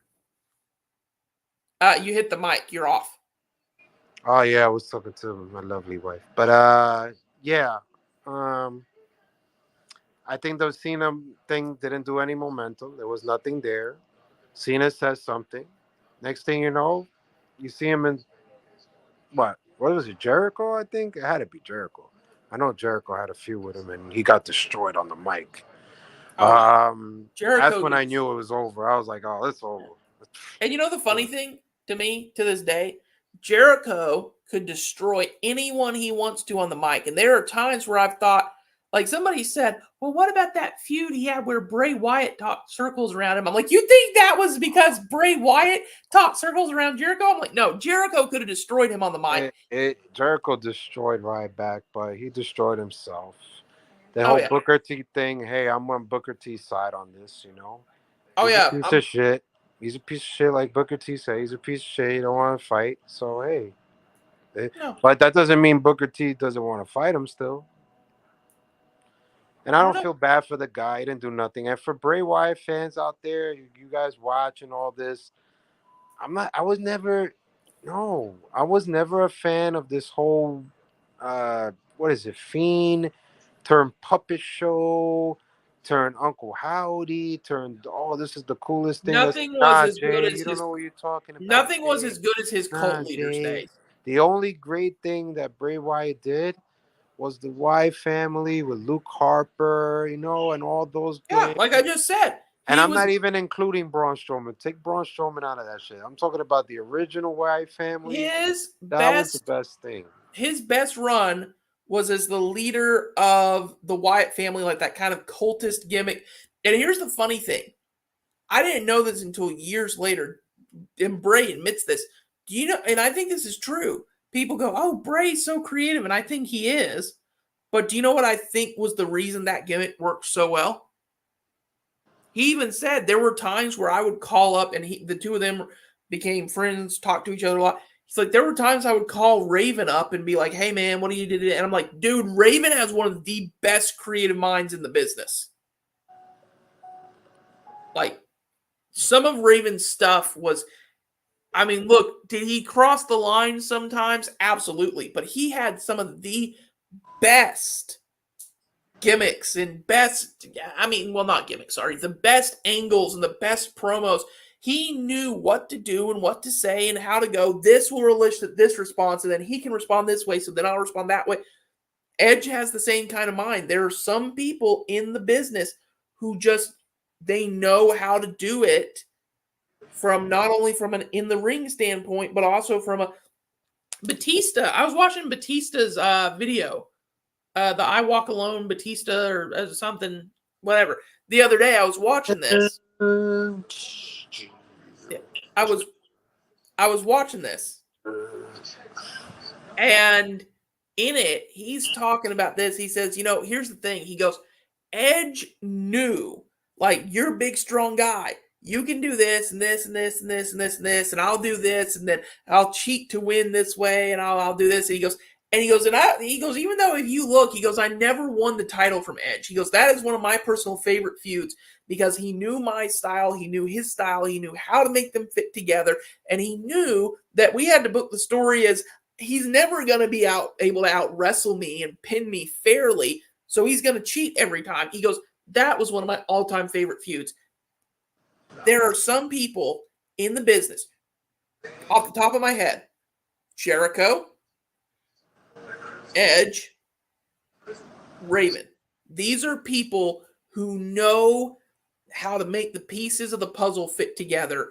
And I think that's what matters. I think the problem with Wyatt is he's trying to make the pieces of the puzzle fit together, but he doesn't have anyone telling him. Because they left. They either fired or they didn't want to be there no more. Eric Young left, and we saw him come back in Slammiversary after they killed him on fucking TV. It made no sense. They Are had- you talking about Eric? Are you talking about Eric Young? Yes, I'm talking about Eric Young. Oh God, He I asked for his hated that. release. He was supposed to be the Wyatt family. Yes, I'm talking about Alexa Bliss, who has a baby that was supposed to be in the Wyatt family. Yes, there was somebody else that got released that was supposed to be part of the Wyatt family. It's just It was bad Vincent. timing. It was all bad timing. Yes, and look, Eric Could Young. have done it from the beginning. I understand why they did what they did, but here's the problem.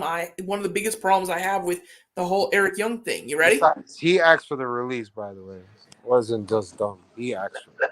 No, I know. Here's my issue with the Eric Young thing. They killed him off on TV to do the whole Diener thing, right? Did.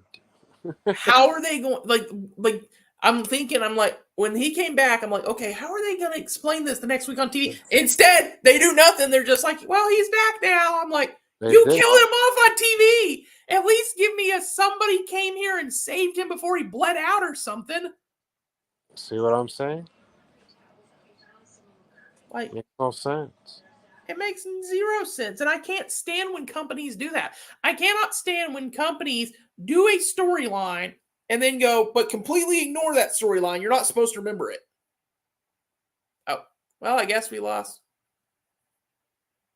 That is completely disrespectful. That is the most. I remind you of a serial killer. Well, you know what? You better hope I never figure out where you live, Richard, or you might turn me into one. Look at this. Look at this motherfucker right here, Jay. Guy says, no disrespect, but you remind me of a serial killer. How is that not, like, there's no way to take that not disrespect. Are you the guy that killed all those girls? You'd have to be specific. There's been a lot of killers who've done that. The Diago, is that you? The what? What is it? Diago? Is that the guy that killed all those girls? All those I don't know. I thought you were talking about Charles Manson. No, some guy that basically had they think he's like a serial killer. He killed like 6-7 women. No, like 5 prostitutes. Again, that's still Charles Manson. Like there's been so many serial killers that targeted women. Charles Manson, the Zodiac Killer, Jack the Ripper, this Diago guy. If you're the question we should be asking is, Savage, did you talk to Ricky Starks live? And if you did, can you please tell us why he's so terrible? Oh, well, he can't say that. I have no idea who you were talking about, Gianna Forever. First of all. Second of all, shut up. I have no idea. Yeah, you look like the guy killed. Look it up. I think it's Gigalo. I believe. That guy's a maniac. You're talking about Rex Hummerman? I look nothing like this motherfucker. Nothing. For starters, this motherfucker is like at least 3 times as old as me. Secondly, he looks like somebody's punched him in the face about 50 times more than me. And lastly, my hair isn't as long as his. Allegedly, and I have a beard and he doesn't. That guy killed those women. God rest their souls, but damn, what a monster. Oh, so many of them are. Like, look. So many of them are. Like, I'm going to say this. Yeah, Giago Beachmers, yep. Oh my gosh, what was his name? I say, you all look alike. I ain't looking at me. Damn. Okay, how about this? To this day, one of the most evil men ever. And they're doing a movie on him now. I look nothing like the motherfucker. Nothing. Oh, I am about to throw myself under the bus, and I'm so mad that I'm gonna do this to myself. You know how much I don't look like this guy? If y'all are gonna say, oh well, he looks like a serial killer, at least go with one I actually look like Ted fucking Bundy. Ted Bundy. God, Ted Bundy was another guy who was just pure evil. There's a lot of evil people out there all the time. I'm about to see it in a few minutes. Watch the news. I'm about to pop it in and see what's going on in the crazy world. Well, and you don't even have to look further than this. Like so much. Like, look, I love some of the gimmicks of pro wrestling. Some of the best pro wrestling gimmicks are shit that is absolutely evil crap. But I'll use two big ones, and I'm not even going to go with the Wyatts or anything new. I'm going to go with two big ones here. You ready? All right. Ministry of Darkness Undertaker was a monster. And then the second one, to me, Kane was literally setting people on fire, throwing them off of buildings like any other industry. Like, good Lord. Like, jeez Louise. Gianna, also, you need to quit talking about looks, man. You like the ugliest Mexican I ever seen. Ever. And I've seen Pablo Escobar, and you uglier than him. Pablo Escobar. Another killer. Yeah, you know, I actually just started watching Narcos, and I didn't even realize half of the shit this guy had done. That airplane shit, that was the craziest episode I've seen. I was like, oh, wow. that stuff was crazy. That was the craziest shit I've seen. I was like, wow, did it really happen? I was like, they played all the footage after. I was like, oh, wow. Like, that shit actually happened, bro. He sent... I don't care. I don't care if it is. I don't care if it is racist, Gianna. You know why? Because I'm a fourth Mexican, so I can say whatever I want. But that's crazy. But yeah, I think I'm about to get off too in a few. But yeah, it's crazy, bro. That Escobar, that shit is crazy. Yeah. It's just crazy the amount of evil that's in this world. And at the end of the day, it's because and Gianna, if you're still on here, I hope you're hearing this. Because this even though me and you are joking back and forth, he looks like a serial killer. He's the ugliest Mexican I've ever seen. Like, I'm joking with you. I really am. With that being said, the people who take these things seriously to heart, like so many serial killers, what do you always hear them say? Well, you know, my parents didn't love me. That's what hookers are for, dumbass. Like, go get love from something else.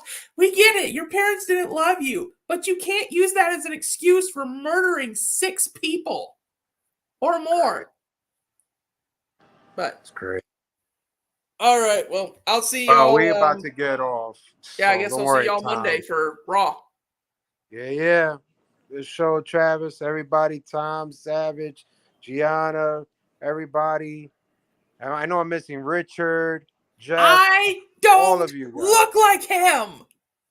You might play him in the movie. I don't know. If I do, I better get a shit ton of money for it. You might. I sure as shit ain't playing him for free. I had a drink earlier. You missed it. Now I'm talking straight. Good night, y'all. Have a good night, man. Good night. Peace. Hello. I know we ran a little bit long. Oh.